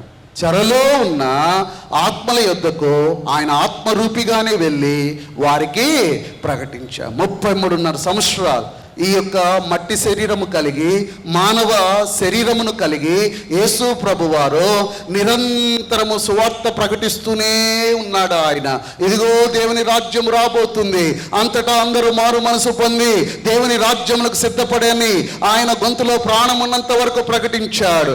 ఆయన ప్రకటించడం ఆగిపోలేదు. ఈ శరీరం నుండి తన ప్రాణం వెళ్ళిపోయింది, కానీ ఆత్మరూపముగా ఆయన చెరలో అనగా ఆ యొక్క పరదేశిలో ఆ యొక్క పాతాళంలో ఉన్న వారి యొద్దకు వెళ్ళి ఆయన ప్రకటిస్తున్న అనుభవాన్ని మనం చూస్తూ ఉన్నాం. He has been preaching in the prison. ఆ ప్రిజన్ మనం అనుకుంటున్న చెరసాల కాదు, ఈ యొక్క పాతాళపు అనుభవంలో 2 గదుల మధ్య ఒకవైపు విశ్వాసులు, ఒకవైపు అవిశ్వాసులు, ఒకవైపు విధేయులు, ఒకవైపు అవిధేయులు, ఒకవైపు నమ్మిన వారు, ఒకవైపు నమ్మని వారు, ఈ ఇద్దరి మధ్య ఉన్న అగాధంలో ఈ యొక్క ఓల్డ్ టెస్టిమెంట్ సెయింట్స్ అందరూ కూడా దే ఆర్ వెయిటింగ్. ఆ డెత్ ఆ యొక్క కాన్క్వర్ కాకుండా, ఆ మరణము మీద విజయం జరగకుండా ఈ యొక్క సెయింట్స్కి అక్కడ నుండి వారు వేరుగా చెరపట్టబడాలి అట. అందుకనే మనము ఎఫెసీయులకు రాసిన పత్రిక 4వ అధ్యాయం 8వ వచనం చూడండి. దీనికి రిలేటెడ్గా ఇచ్చబడిన మాటను అక్కడ మనం చూస్తాం. ఆ యొక్క ఎఫెసీయులకు రాసిన పత్రిక 4వ అధ్యాయం 8వ వచనం, అందుచేత ఆయన ఆరోహణమైనప్పుడు చెరగా పట్టుకొని పోయి మనుషులకు ఈవులను అనుగ్రహించునని చెప్పబడి ఉన్నది. అక్కడ ఏం రాయబడి ఉందండి? ప్రభు ఆరోహణము అంటే ఏంటండి? అసలు ఆరోహణం అంటే పైకి పోవడమా, కిందకు పోవడమా? పైకి పోవడమా, కిందకు పోవడమా? పైకి పోవడం. కానీ మళ్ళీ అక్కడ కింద చూద్దాం, మళ్ళా 9వ వచనం, ఆ యొక్క 9-10 వచనాల్లో ఆరోహణం అనగా ఆయన భూమి యొక్క కింది భాగములకు దిగెనని అర్థం ఇచ్చుచున్నది కదా. ఏమంటారు? ఆరోహణం అంటే పైకి వెళ్ళడం. ఈయనేమంటున్నాడు? ఆరోహణం అనగా కిందకు, భూమి యొక్క కింది భాగంలోనికి వెళ్ళాడు. వెళ్ళి ఏం చేస్తున్నాడు అంటే చెరగా ఉన్న వారిని, ఆ క్యాప్టివిటీని క్యాప్టివ్గా తీసుకెళ్తున్నాడు. ఆయన క్యాప్టివ్గా చెరలో ఉన్న వారిని, చెరగా అయిన వారిని తీసుకుని వెళ్ళడానికి ఆయన పరదేశిలో ఆత్మరూపముగా వెళ్ళి ఆ పాతాళంలో ఉన్న ఆ యొక్క ఓల్డ్ టెస్టిమెంట్ సెయింట్స్ దగ్గరికి, ఆ విశ్వాసుల దగ్గరికి ఆయన వెళ్ళి గొప్ప పరిచర్య చేసి ఉన్నాడు. నాకు సమయాన్ని బట్టి నేను మీకు చెప్తున్నాను, ఇది పాత నిబంధన కీర్తనల గ్రంథము 68వ కీర్తన 18 నుండి 20 వరకు ఇది ఆల్రెడీ ప్రవచనాత్మకంగా యేసు ప్రభువు ఆయన మరణం మీద విజయం సాధించి వచ్చిన అనుభవాన్ని మనం అక్కడ ఆ యొక్క గ్రంథకర్త ఆల్రెడీ రాస్తున్న అనుభవాన్ని మనము చూడగలుగుతాం. అయితే యేసు ప్రభువు ఆ పాతాళంలోనికి ఎందుకు దిగి వెళ్ళాడు, ఆయన చెరలో ఉన్న వారిని చెరలో నుండి ఆయన చెరగా ఎందుకు పట్టుకొని పోవలసి వచ్చింది, ఎవరి దగ్గరికి ఆయన వెళ్ళాడు అని మనం చూస్తే ఆయన అవిధేయుల దగ్గరికి వెళ్ళిన వారు కాదు. మనము నిన్నటి ఆదివారం కూడా ఆ యొక్క శుక్రవారం కూడా చూసాం. మత్తయి సువార్త 27వ అధ్యాయం 52వ వచనంలో ఆయన మరణించగానే అనేక సమాధులు కదిలించబడ్డాయి, తెరవబడ్డాయి. అనేకులైన వారు ఎవరటాళ్ళు పైకొచ్చిన వారు అనేక మంది అని రాయబడి ఉంది. 52వ వచనం చూడండి. అనేక మంది పరిశుద్ధుల శరీరములు, అవిశ్వాసులు కాదు, ఎవరు? పరిశుద్ధుల శరీరములు. అలాగే హెబ్రీయులకు రాసిన పత్రిక 12వ అధ్యాయం 23వ వచనంలో చూస్తే ఆయన ఎవరి యొద్దకు వెళ్ళి సువార్త చేశాడో అక్కడ రాస్తూ వస్తాడు. ఆ లిస్టులో 23 చివరి వచనం మనం చూడగా, సంపూర్ణ శుద్ధి పొందిన నీతిమంతుల ఆత్మల యొద్దకు, సంపూర్ణ సిద్ధి పొందిన నీతిమంతుల ఆత్మల యొద్దకు ఆయన వెళ్ళాడు. ప్రియదేవుని బిడ్డలారా, ఆత్మరూపిగా ఎవరి దగ్గరికి వెళ్ళాడు? మనము కూడా అక్కడ చూస్తే 1 తిమోతి 3వ అధ్యాయం 18 నుండి 18, 19, 20 వచనాల్లో చూడగా అవిధేయులైన నోహా కాలంలో ఉన్న వారి దగ్గరికి వెళ్ళాడని రాయబడి ఉంది. కానీ ఆయన అవిధేయులకు మరొక ఛాన్స్ ఇవ్వడానికి ఆయన వెళ్ళలా, ఆయన సువార్త ప్రకటించడానికి వెళ్ళలా. మానవునికి ఒకే ఒక్క ఛాన్స్. ఏంటో తెలుసా? ఏంటి అది అర్థమవుతుందా మీకు? మనిషి ఒక్కసారే మరణించాలి, తదుపరి వాడు ఎక్కడికి రావాలి? తీర్పులోకి తీసుకురాబడతాడు. మనం అనుకుంటాం నోహా కాలంలో ఆ యొక్క జలప్రలయంలో కట్టుకొని పోయిన వారి కోసం ఆయన వెళ్ళి సెకండ్ ఛాన్స్ ఇస్తున్నాడంటే, మానవునికి చనిపోయిన తర్వాత there is no second chance, మరొక ఛాన్స్ అతనికి లేదు. అక్కడే మనం చూస్తే ఆ నోవాహు కాలంలో రక్షణ పొందిన వారు ఎంతమంది అట? 8 మంది. ఆ 8 మంది కొరకు వెళ్ళున్నాడు. ఆ 8 మంది కొరకు వెళ్ళాడు. ఆ అబ్రహాం కొరకు వెళ్ళాడు. ఎందుకు వెళ్ళాడు? హెబ్రీయులకు రాసిన పత్రిక 11వ అధ్యాయం 10వ వచనం చూడండి. ఆ యొక్క అబ్రహాము విశ్వాసులకు తండ్రి కదా, అబ్రహాము విశ్వాసం వల్ల నీతిమంతుడిగా ఎంచబడ్డాడు కదా. అబ్రహాము ఎలా తన జీవితం అంతా జీవించాడు అంటే, ఏలయనగా దేవుడు దేనికి శిల్పియో నిర్మాణకుడై ఉన్నాడో పునాదులు గల ఆ పట్టణం కొరకు అబ్రహాము ఏం చూస్తున్నాడు? దేని కొరకు? ఆ పట్టణం కొరకు ఎదురు చూస్తూ పరదేశిలో వెయిట్ చేస్తూ ఉన్నారు. నీతిమంతులందరూ కూడా, నీతిమంతుల ఆత్మలన్నీ కూడా ఆ పరదేశులు, ఆ యొక్క దేవుడు కట్టబోయే పునాదులు గల పట్టణం కొరకు వారు ఎదురు చూస్తూ ఉంటే, ఆ పట్టణం కట్టే వరకు వాళ్ళు అక్కడ చెరలో ఉండాల్సి వచ్చింది. ఇప్పుడు ప్రభు అంటున్నాడు యోహాను సువార్త 14వ అధ్యాయం 1, 2, 3 వచనాల్లో, నేను మీ హృదయములను కలవరపడనియద్దు, నేను వెళ్ళి మీకు స్థలము సిద్ధపరచ వెళ్ళుచున్నాను. నేను సిద్ధపరిచిన ఎడల నేను మరలా వచ్చి నేనుండు స్థలంలో మీరును ఉండులాగా నేను మిమ్మల్ని తీసుకొని వెళ్తాను. ఏమి ఆ స్థలం ముందే ఏర్పాటు చేయబడలేదా? ఆ స్థలం ముందుగానే కట్టబడలేదా? అంటే ఆయన సన్నిధిలో ఆ స్థలము కట్టబడాలంటే మానవుని మీద ఉన్న మరణం ముందు ఓడించబడాలి. మరణం ఈ లోకంలో ఓడించబడకుండా ఆ దేవుని సన్నిధికి ఏ మానవుడు కూడా రాలేడు. అందుకనే ఈ యొక్క పాతాళములో విశ్వాసులు అవిశ్వాసుల ఇద్దరి మధ్య అగాధముతో ఈ యొక్క విశ్వాసుల పాత నిబంధన విశ్వాసులందరూ కూడా ఆ చెరలో ఉన్న వారిని చెరగా ఆయన పట్టుకొని వెళ్ళి ఆయన మరణిస్తే తప్ప, ఆయన మరణం మీద జయం సాధిస్తే తప్ప వీరందరినీ ఆకాశ పై మండలంలోనికి వారిని తీసుకొని వెళ్ళాలి అంటే ఆయన అక్కడికి వెళ్ళి వారిని చెయ్యాలి. What you would have said to them? ఏం ప్రకటించుంటాడంటే, ఓ మరణమా నీ ముళ్ళు ఎక్కడ? నేను మరణము ముళ్ళు విరిచాను. ఇక మరణం మీద మనకు అధికారం లేదు. అది మిమ్మల్ని మడం మీద కొడుతుంది, దాన్ని ఆయన తల మీద కొడతాడు. ఆ వాగ్దానం నేను నెరవేర్చాను. ఇక మీరు ఈ చెరలో ఉండాల్సిన అవసరం లేదు. Now is a time for you. The పాతాళం అనేది అది ఆ యొక్క విశ్వాసులు అవిశ్వాసులు 2 మార్గాలు 2 కంపార్ట్మెంట్స్లో ఉన్న వారు ఇంకా దేవుని సన్నిధికి వెళ్ళక ఆ యొక్క రక్షణ కార్యము కొరకు, ఆ విమోచన కొరకు, ఆ పాత నిబంధన ఆ యొక్క సెయింట్స్ అందరూ కూడా, విశ్వాసులందరూ కూడా ఎదురు ఎదురు చూస్తున్న సందర్భంలో ఈ ప్రభువు మరణించి ఆత్మరూపముగా వారి మధ్యకు వెళ్ళి, ఇదిగో ఆ మరణము నేను జయించి ఉన్నాను. అందుకని ఆ మగ్దలేని మరియ వచ్చి యేసు ప్రభుని అడిగినప్పుడు ఆయన ఏమి దేవుని దగ్గరికి వెళ్ళలేదా, పరలోకానికి వెళ్ళిపోలేదా, తండ్రి యొద్దకు పోలేదా అని, ఒకవేళ ఈ 3 రోజుల్లో వెళ్ళలేదా అని అడిగితే ఆ యేసు ప్రభువే చెప్పాడు, నేను పోలేదే. ఎక్కడ చెప్పాడు చూడండి, యోహాను సువార్త 20వ అధ్యాయం 17వ వచనంలో మనం చూస్తే యేసు ఆమెతో, నేను ఇంకను తండ్రి యొద్దకు ఎక్కిపోలేదు, అంటే నేను ఎక్కిపోలేదు, నన్ను ముట్టుకొనవద్దు, నేను ఇంకా ఎక్కిపోలా. నేను ఎక్కడికి వెళ్ళాను? భూమి క్రింద పాతాళంలోనికి వెళ్ళాను.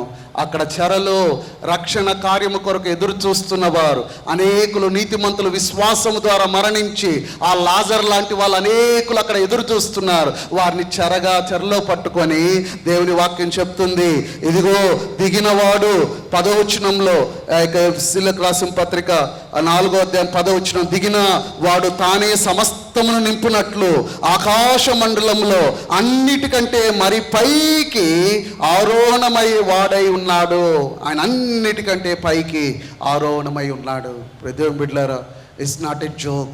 ప్రభువు విశ్రాంతి తీసుకునే సమయం కాదు ఈ 3 రోజులు. ఆయన పాతాళంలో కూడా గొప్ప కార్యం ఉంది. ఆయన కొరకు ఎదురు చూస్తూ ఉన్నారు. ఒక క్రీస్తు మర్మము ఆ ఓల్డ్ టెస్ట్మెంట్ బిలీవర్స్ ఎవ్వరికి అర్థం కాలేదు. ఓల్డ్ టెస్ట్మెంట్ అందరూ కూడా మెస్సైని చూస్తున్నారు, ఆయన కట్టబోయే ఆ రాజ్యాన్ని చూస్తున్నారు, ఆయన స్థాపించబోయే రాజ్యాన్ని చూస్తున్నారు. ఈవెన్ యేసు ప్రభు అక్కడ వచ్చి, నేను రాజుని, నా రాజ్యం ఇట్లాంటి రాజ్యం కాదు, నాది పరరాజ్యం అంటే ఎవరికి అర్థం కావడం లేదు. ఇక్కడ వాళ్ళు యూదుల మధ్య కట్టబోయే రాజ్యాన్ని వాళ్ళు చూస్తున్నారు. కానీ ఆ యొక్క ఎఫెసీయులకు రాసిన పత్రిక 3వ అధ్యాయం 3వ వచనంలో అపోస్తలుడైన పౌలు అంటాడు, దెర్ ఇస్ ఆ యొక్క మిస్టరీ ఆఫ్ క్రైస్ట్, క్రీస్తు యొక్క మర్మము నాకు బయలుపరచబడి ఉంది. ఆ మర్మం ఏంటి అంటే దట్ ఈస్ ద క్రాస్. ఆ మర్మం ఏంటి అంటే దట్ ఈస్ చర్చ్. ఎక్కడైతే ఆ యొక్క సిలువను బట్టి, ఆ సిలువ రక్తమును బట్టి సంఘము స్థాపించబడింది. ఆ సంఘము ద్వారా యూదులేమి, అన్యులేమి, గ్రీకులేమి, స్త్రీలేమి, పురుషులేమి అందరూ కూడా పరలోక రాజ్యానికి రాగలరు, వారందరూ వారసులు అవ్వగలరు. This is the mystery. ఆ మిస్టరీ, ఆ మర్మాన్ని ఆ పాత నిబంధన సెయింట్స్కి ఆయన ప్రకటించాడు. ఆత్మరూపిగా వెళ్ళి ఆ సత్యాన్ని ప్రకటించి చెరలో ఉన్నవారిని చెరగా పట్టుకొని ఆకాశ మండలం పైకి వారిని తీసుకొని వెళ్ళి దేవుని సన్నిధికి దగ్గరగా వారిని ఉంచాడు. There is a shift. బాడిగింట్ల నుండి ఎక్కడికండి? సొంత ఇంటికి. ఇక్కడ ఈ బాడిగింట్లో వీడు మరణం మీద అధికారము కలిగిన వాడు. ఆ మరణం ఎన్నటికీ పోదు. ఇటు అవిశ్వాసులు ఉన్నారు, ఇక్కడ విశ్వాసులు ఉన్నారు. అయినప్పటికీ మీరు నాతోనే ఉన్నారు కదా అన్న భావన వాడికి ఉంది. కానీ ఇప్పుడు ఆయన చెరగా పట్టుకొని పోయాడు. ఆయన చెరగా పట్టుకోపోయిన అనుభవంతో వారిని దేవుని సన్నిధికి దగ్గరగా ఆకాశ మండలం పైగా వారిని తీసుకువెళ్ళిన అనుభవాన్ని మనం చూస్తూ ఉన్నాం. దేవుని బిడ్డలారా, ఎంత గొప్ప ఆ యొక్క నమ్మకమైన దేవుడో మన యేసు ప్రభు. ఎంత నమ్మకమైన దేవుడో మన యేసు ప్రభు. కొన్ని వేల సంవత్సరాలుగా దేని కొరకు వాళ్ళు ఎదురు చూశారో, ఏ మరణం విజయం కోసం ఎదురు చూశారో, ఆ పాతాళమైన చెరలో వారు అబ్రహాము రొమ్మున విశ్రాంతి తీసుకునే అనుభవం ఉన్న దేవుని యొక్క సన్నిధికి దూరముగా ఉన్న పరిస్థితుల్లో ఇదిగో ఆయన మరణించిన తర్వాత ఆత్మరూపాన వెళ్ళి ఆ యొక్క మరణమును గెలిచిన ఆ సువార్తను వారికి ప్రకటించి ఆ విధేయులైన వారిని చెరగా పట్టుకొని వెళ్ళి ఆకాశ మండలంకు వారు ఏ స్థలము కొరకు ఎదురు చూస్తున్నారో ఆ స్థలము దగ్గరికి వారిని తీసుకెళ్ళాడు. ఎందుకంటే ఈ మరణము మీద విజయము సాధించకుండా దేవుని సన్నిధికి ఎవ్వడూ వెళ్ళలేడు. ఈ తప్పించడం అయితే ఆయన ఈ రాజ్యం గురించి కాదు, పరలోక రాజ్యం గురించి చెప్తున్నప్పుడు ఆ రాజ్యము క్రీస్తు శ్రమల ద్వారా జరిగిందని వాటన్నిటిని కూడా ఓటి ఆ యొక్క పాత నిబంధన విశ్వాసులందరికీ తెలియచేసి వారందరినీ చెరగా పట్టుకొని వెళ్ళాడు. దీన్ని బట్టి మనకు తెలుస్తుంది ఏంటో తెలుసా? ఆనాటి ఆది కాండము నుండి ఆ యొక్క మలాకి వరకు ప్రభుని నమ్మి విశ్వాసము చేత నీతిమంతులుగా ఉంచబడిన వారి విషయంలో ఆయన శరీరంతో వెళ్ళలేకపోయినా ఆత్మరూపాన వెళ్ళి అక్కడున్న వారిని ఆయన చెర నుండి చెరగా పట్టుకుని వెళ్ళి ఆకాశపు మండలం పైకి ఆయన తీసుకుని వెళ్ళాడు. అదే దేవుడు మనకు మాట ఇచ్చాడు. ఈరోజు నేను ఇక్కడ బతికుండొచ్చు, రేపు నేను చనిపోవచ్చు, నన్ను సమాధి చేయొచ్చు, నన్ను చూసే మనుషులందరూ నన్ను మర్చిపోవచ్చు, నన్ను చూసే వాళ్ళందరూ నేను ఆ యొక్క కాలగర్భంలో చరిత్రలో నేను కలిసిపోవచ్చేమో, కానీ నన్ను నా నమ్మదగిన దేవుడు ఆయన వచ్చిన రోజు నేను ఎక్కడ ఉన్నా ఆయన నన్ను మరలా మహిమ శరీరంతో ఆయన ఉన్న స్థలం దగ్గరికి నన్ను తీసుకొని వెళ్తాడు. ఇది అద్భుతమైన నూతన నిబంధన విశ్వాసులుగా ఇది మన యొక్క నిరీక్షణ. ఈ యొక్క ఆత్మరూపిగా ఆ పాత నిబంధన విశ్వాసుల దగ్గరికి వెళ్ళి ఆ సిలువ అనుభవము వారికి లేదు, అది మర్మము.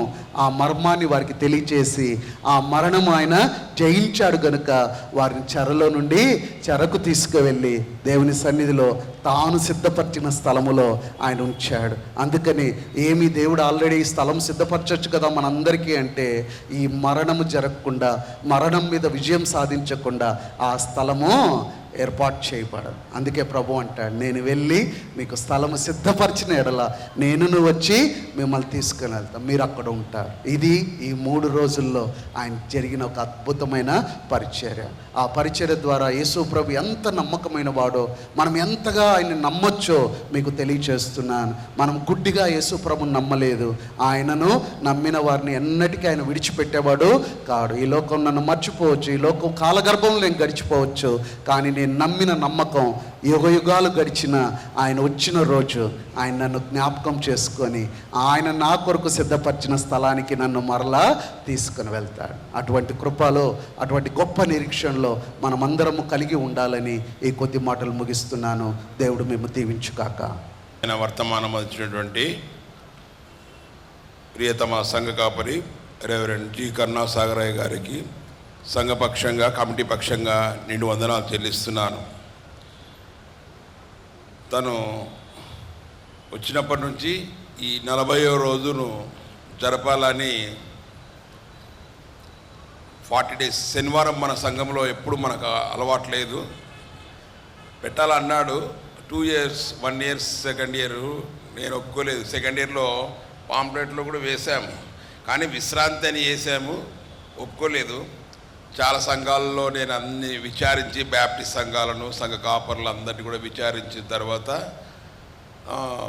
లేదన్నా జరుపుకుంటామని చెప్పేసి సిసి సంఘం వాళ్ళు, సంఘ కాపర్లు, మరి ఇంక పెద్దలు, తర్వాత ఇంకా ఇతర సంఘాలను, బ్యాప్టిస్ట్ సంఘాలను నేను సంప్రదించినప్పుడు శనివారం నాడు జరుపుకోవాల్సిందే, 40 days కావాలి అంటే శనివారం ఖచ్చితంగా జరుపుకోవాలి అని అన్నారు. మనము యేసు యెరూషలేము జయప్రవేశము అది కూడా సండే మనకు అలవాటు, అది కనుక అది జరుపుకుంటున్నాము అని చెప్పేసి లాస్ట్ టైం జరుపుకోలే. అది జరుపుకోకుండా ఉంటే అంటే సండే అనేది కౌంట్ లైక్ నాట్ కౌంటెడ్ అని చెప్పేసి వాళ్ళు చెప్పడం జరిగింది. ఒకవేళ మనం ఈ ప్రోగ్రాం పెట్టుకున్నప్పటికీ మార్నింగ్ అదే మనకు అప్పటి నుంచి కూడా, తర్వాత లెంటి డేస్లో ప్రభు సంస్కార ఆరాధన కూడా మనం పెట్టుకునే వాళ్ళం కాదు, మనకు కూడా అలవాటు లేదు. లాస్ట్ 2 years నుంచి అంటే అయ్యగారు వచ్చినాక నేను అది కూడా అడిగాను. అడిగితే లేదన్నా మా సంఘాలు ఇస్తాం కదా మీరు ఇయ్యరా అని అంటే, లేదు మేము ఎప్పుడు ఇచ్చుకోలేదంటే, ఏం కాదులే ఇవ్వండి అని చెప్పేసి అప్పట్లో కూడా సంఘ కాపర్లు, సంఘ నాయకులు, సీనియర్ సంఘ కాపర్లు అందరి సలహా మేరకే మరి ప్రభు సంస్కారాధన కూడా లాస్ట్ ఇయర్ ప్రవేశపెట్టడం జరిగింది. ఇంకా ఈ సంవత్సరం కూడా మళ్ళీ అడిగాడు, నేను మళ్ళీ అందరినీ సంప్రదించడం జరిగింది. మరి నిజంగా చాలామంది, ఇంకా కొంతమంది చెప్పారంటే ప్రత్యక్షతను గురించి చెప్పాలంటే చాలా స్కాలర్స్ కావాలన్నా ఎమినెంట్ మామూలు పాస్టర్ చెప్పలేరు చాలా వరకు అని చెప్పేసి మన వాళ్ళు కొంతమంది థియాలజికల్ చేసినటువంటి వాళ్ళు నాకు సలహా కూడా ఇవ్వడం జరిగింది.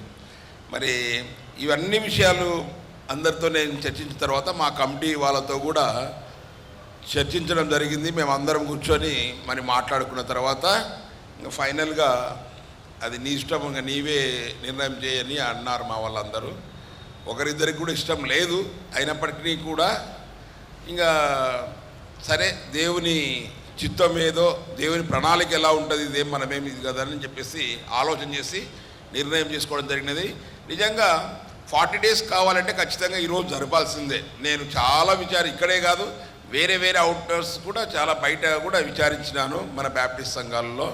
కనుక ఈరోజు మరి కొత్తగా మనం శనివారం నాడు ఆరాధన జరుపుకోవడం చాలా సంతోషకరం.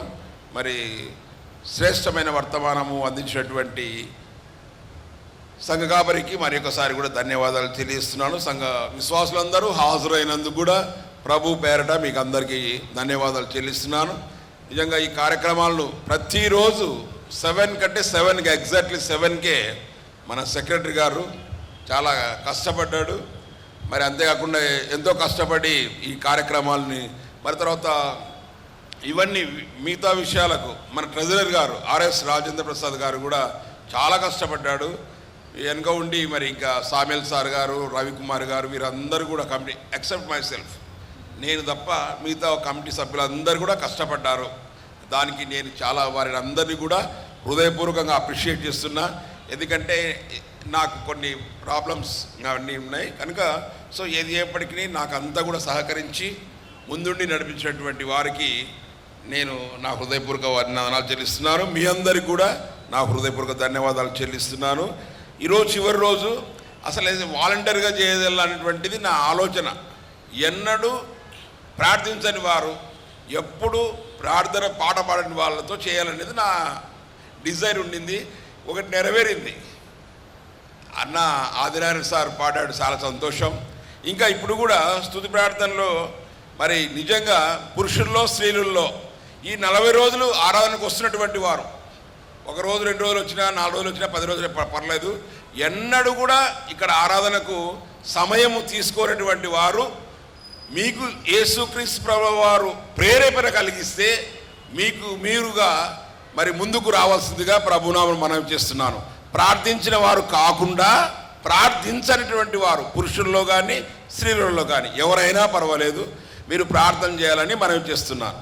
పురుషుల్లో మరి వాలంటీర్గా మీరే ముందుకు రావాలని చాలామంది కూడా నేను పేర్లు ఉన్నాయి కానీ నేను ఎందుకు లేదని చెప్పేసి చేసుకోలేదు. కొంచెం దయచేసి ప్రార్థన చేయాలనేటువంటి ఆశ, ఆసక్తి, ఇదేమో మేమే ఏదో చేయాలని కాదు కానీ మీకు అవకాశం కల్పిస్తున్నాం. దేవుని మందిరంలో మరి ప్రార్థన నేను కూడా చేశాను 40 డేస్లో అవకాశం. చాలామంది వస్తున్నారు, వింటున్నారు, వెళ్ళిపోతున్నారు. లాస్ట్లో కూర్చున్న వారికి ఫేసులు కనపడవు, ఇక్కడ నుంచి రాయనిక పేర్లు కూడా. సో వాలంటీర్గా నేను ఆహ్వానిస్తున్నాను. సమయం ఎక్కువైపోయింది, అయినప్పటికీ పర్వాలేదు. చివరి రోజు కనుక ఎన్నడూ ప్రార్థన చేయనటువంటి వారు స్త్రీలలో నుంచి పురుషుల్లోంచి ముందుకు వచ్చి ప్రార్థన చేయాలని మనవి చేస్తున్నాను.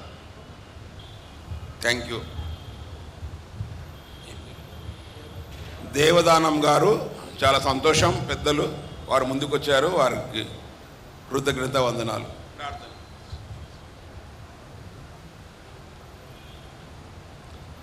అందరూ తలలు వంచినట్లయితే ప్రార్థించుకు వేలాది స్తుతులు, స్తోత్రాలు, వందనాలు చెల్లిస్తున్నాను.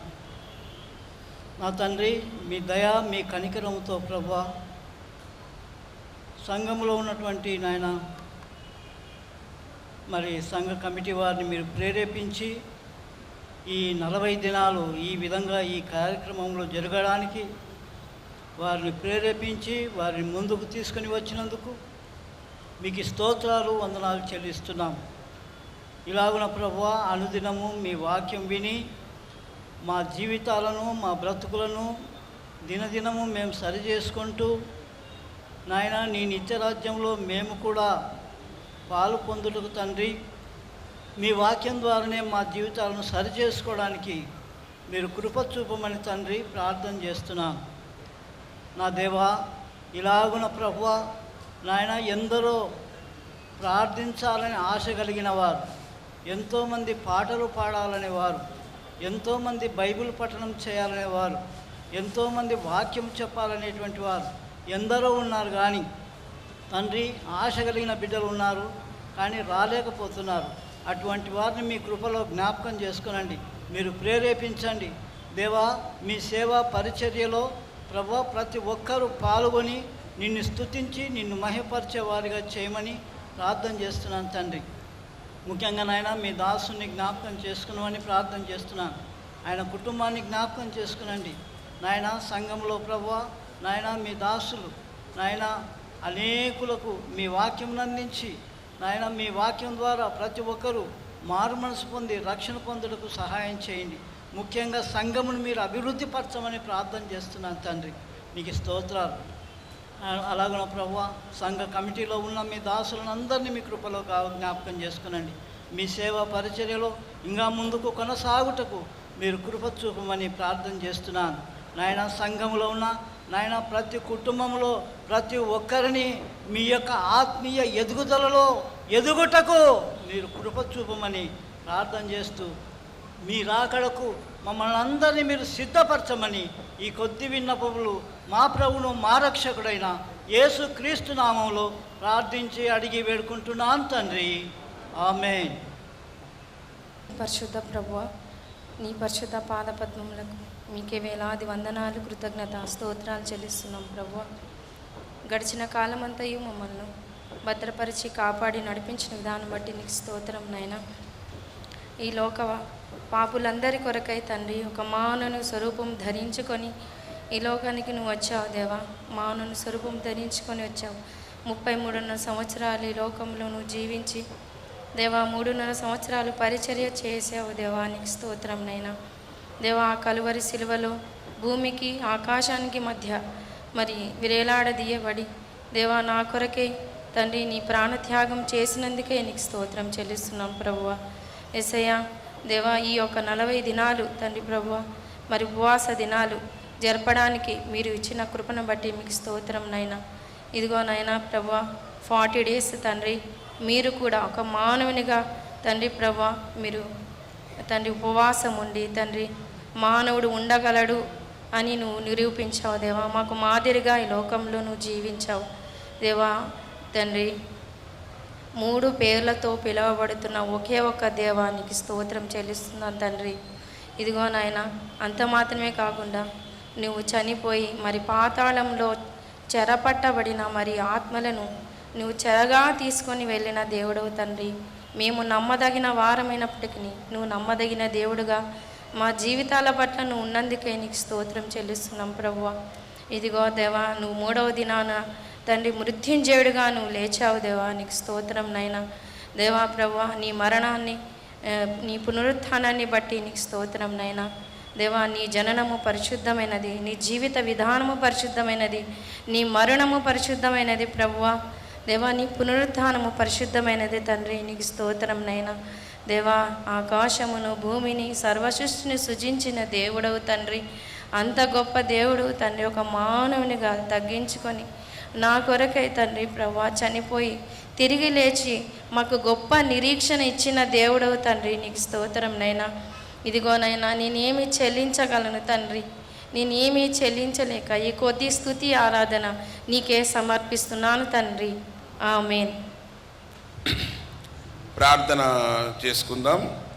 విబిఎస్ బైబిల్ పాఠశాల విరామ బైబిల్ పాఠశాల పాంప్లెట్స్ మరియు బ్యానరు మరి ప్రోగ్రామ్ కమిటీ వారు డిజైన్ చేస్తున్నారు.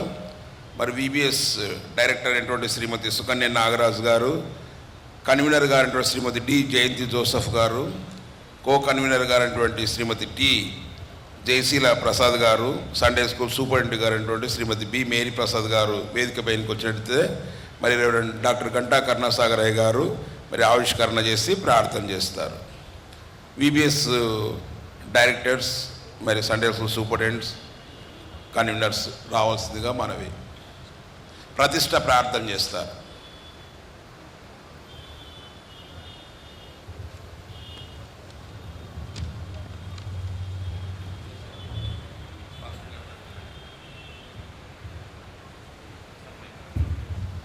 లెండేస్ అయిపోయింది, మళ్ళీ నెక్స్ట్ వీక్ మాకు ఇంకా విబిఎస్ ప్రార్థనా మందిరం always busiest church of the Kurnool town కదండి.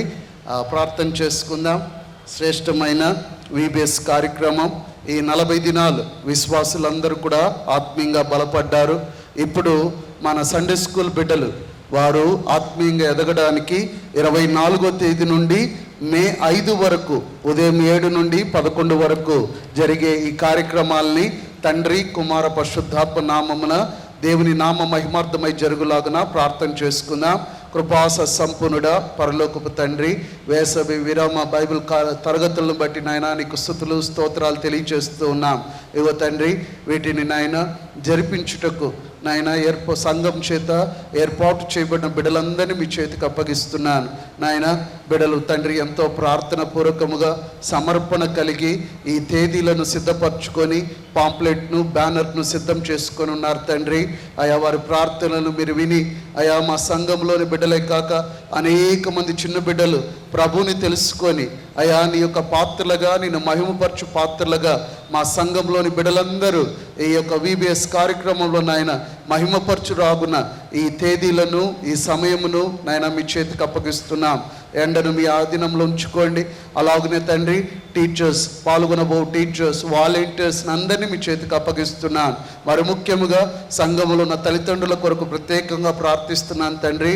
బిడ్డలను సండే స్కూల్ యొక్క VBSకు పంపుటకు నాయన చక్కగా ప్రణాళిక చేసుకొని అయా నా తండ్రి బిడ్డలను తీసుకొచ్చుటకు వారికి కృపను దయచేయమని ప్రార్థిస్తున్నాం.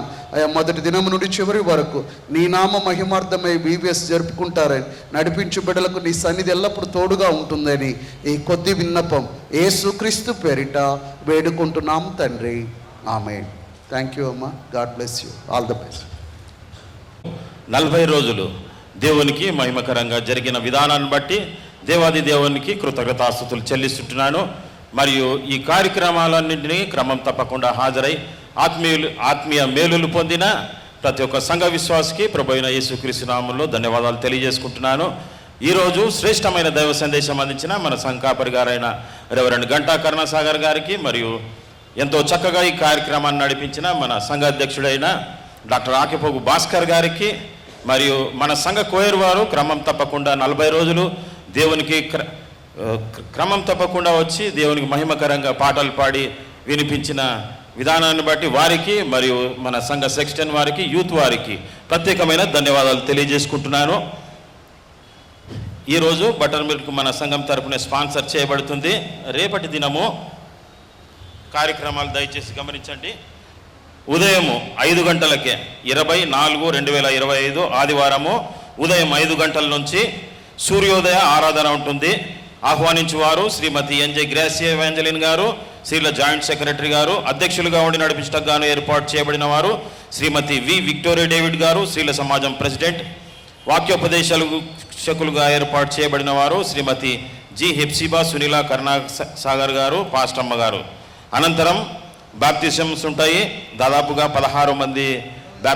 21 మంది బాప్టిజం తీసుకుంటున్నారు. కావున డీకెన్ఎస్ఎస్ వారు తప్పకుండా ముందుగానే హాజరై అన్ని కార్యక్రమాలు ఏర్పాటు చేయవలసిందిగా కోరుచుంటున్నాను.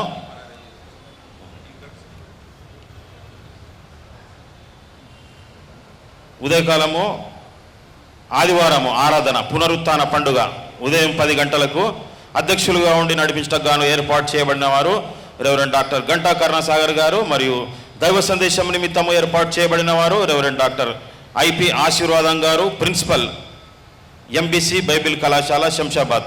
కావున ఉదయం 10 గంటలకు అందరూ హాజరు కావాల్సిందిగా తెలియజేస్తూ ప్రకటన సమయం ముగిస్తుంటున్నాను. Thank you. ముగింపు ప్రార్థన చేసుకుందాం. ముగింపు ప్రార్థన తర్వాత పరలోక ప్రార్థన ఆశీర్వాదంతో కార్యక్రమాన్ని ముగించుకుందాం. ముగింపు ప్రార్థన సంఘ కోశాధికారి గారు శ్రీ RS రాజేంద్ర ప్రసాద్ గారు ప్రార్థనలు నడిపిస్తారు. చివరి రోజు చివరి ప్రార్థనగా నాకు ఈ అవకాశం ఇచ్చిన అధ్యక్షుల వారికి ధన్యవాదాలు తెలుపుకుంటూ, మొట్టమొదటిగా ఈ కార్యక్రమాలన్నీ కూడా ఎక్కడ కూడా కుంటుపడకుండా సాతాను సోదరు లేకుండా దేవుడు నిర్విఘ్నంగా కొనసాగించేందుకు దేవాదేవునికి వందనం తెలియజేస్తూ, మరి ముఖ్యంగా నిన్న జరిగిన శుభ శుక్రవారము అందరికీ తెలిసినట్టుగానే మరి ఎక్కడ కూడా స్థలం లేకుండా మరి ప్రార్థన మందిరంలో కార్యక్రమం జరిగింది. కాబట్టి అందుకు దేవాదేవునికి స్తోత్రం తెలుసుకుంటూ రేపటి కార్యక్రమంలో కూడా సజావుగా సక్రమంగా జరగాలని ఆశిస్తూ ప్రార్థించుకుందామండి. మహోన్నతుడా, మా ప్రియ పరలోక రాజా, మా నాయన, మా రక్షక, అన్ని వేళలందు మమ్మల్ని కాచి కాపాడి కనుకరించి దీవించి ఆశ్రయించి ఈ సాయంకాల సమయంలో శ్రమల దినములలో 40 రోజున మేమందరము పాల్గొని మీ యొక్క వాక్యాన్ని విన్నందులకు వేలాది స్థితులు స్తోత్రం చెల్లించుకొచ్చున్నాం తండ్రి. విత్తబడిన వాక్యం 30 60 100 దయచేయమని మరి ముఖ్యంగా నాయన ఎంతమంది అయితే ప్రార్థన అవసరతల్లోనూ ఎంతమంది అయితే ఆర్థిక వనరుల కొరకు, ఆర్థిక అవసరముల కొరకు ప్రార్థించి ఉన్నారో, అలాగే నాయన సంతానం కొరకు ప్రార్థించి ఉన్నారో, అలాగే విద్యాబుద్ధి జ్ఞాన వివేకముల కొరకు ప్రార్థించి ఉన్నారో, అలాగే నాయన మరి ముఖ్యంగా VBS కొరకు, అలాగే సండే స్కూల్ కొరకు, యవనస్తుల కొరకు, ఇంగ్లీష్ సర్వీస్ కొరకు, అలాగే మరి అనుబంధ సంఘాల కొరకు, శిల సమయం కొరకు అనేకులు ప్రార్థించి ఉన్నారైనా అందులోకి వేలాది స్థుతులు స్తోత్రం చెల్లించుకొచ్చున్నాం తండ్రి. మరి ముఖ్యంగా ఈ 40 రోజుల కార్యక్రమాన్ని నిర్విఘ్నంగా కొనసాగించిన ప్రార్థనా మందిర సంఘ సహవాసాన్ని, సంఘ కార్యవర్గాన్ని దీవించి ఆశ్రయించండి. మరి ముఖ్యంగా సెక్రటరీ సునీల్ కుమార్ గారిని దీవించి ఆశ్రయించి వేడుకొచ్చున్నాం నైనా. సంఘ అధ్యక్షుల వారిని, ఉపాధ్యక్షుల వారిని, అలాగే శిల సమాజము జాయింట్ సెక్రటరీ గారిని, అలాగే ఉపాధ్యక్షుల వారిని కూడా, ఉప కార్యదర్శి వారిని కూడా దీవించి ఆశ్రయించమని ప్రాధాన్యపడి వేడుకొచ్చున్నామైనా. చేరవచ్చిన ప్రతి ఒక్కరిని పేరు పేరు దీవించి ఆశ్రయించండి. మరి ముఖ్యంగా సంఘ క్వైర్ వారిని కూడా దీవించి ఆశ్రయించండి. మరి చివరి రోజున అంతవరకు కూడా ప్రార్థించని వారు కూడా ప్రార్థించి ఉన్నారు నాయన, సాక్ష్యం ఇచ్చి ఉన్నారు నాయన. అందులోకి వేలాది స్థుతుల స్తోత్రం చెల్లించుకొచ్చున్నాం తండ్రి. మరి ముఖ్యంగా ప్రార్థనా మందిరము కర్నూలు మహానగరంలో ఒక మాదిరి సంఘంగా ఉండే భాగ్యం దయచేయమని వేడుకొచ్చున్నాము. రేపు జరిగిపోయే కార్యక్రమాలన్నింటిలోనూ మీరే తోడే ఉండి కాచి కాపాడమని, ఎలాంటి ఇబ్బందులు లేకుండాను, ఎలాంటి ఇరుకు లేకుండాను మమ్మల్ని కాచి కాపాడమని, ఈ కార్యక్రమానంతరం కూడా మేము మా ఇళ్ళకు ఇళ్ళనే ఉండగా క్షేమంగా మేము ఇళ్ళకు చేరి తిరిగి రేపు ఉదయము సంఘారాధనలో పాల్గొనే భాగం దయచేయమని, ఈ రాత్రి దేవులు మాపై నింపమని మా ప్రియ కుమారుడైన యేసయ్య ఘనమైన నామమున వేడుకొంచున్నాం తండ్రి. ఆమెన్. తండ్రి, నీ నామం పరిశుద్ధపరచబడుగాక, నీ రాజ్యం మాకొచ్చుగాక, నీ చిత్తం పరలోకమందు నెరవేర్చున్నట్లు భూమి యందును నెరవేరుగాక. మాకు కావలసిన అనుదిన ఆహారం నేడు మాకు దయచేయి. మా రుణస్థులను మేము క్షమించే ప్రకారం మా రుణములను క్షమించు. మా మశువులైతే కింద తప్పించు. ఎందుకంటే రాజ్యము, బలము, మహిమ నిరంతరము నీవైనావు తండ్రి. ఆమేన్.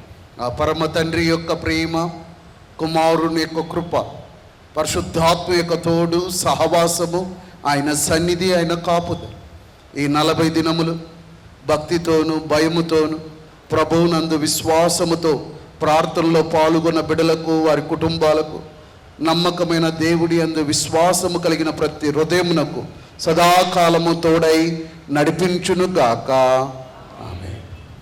అందరికి వందనాలు. God bless.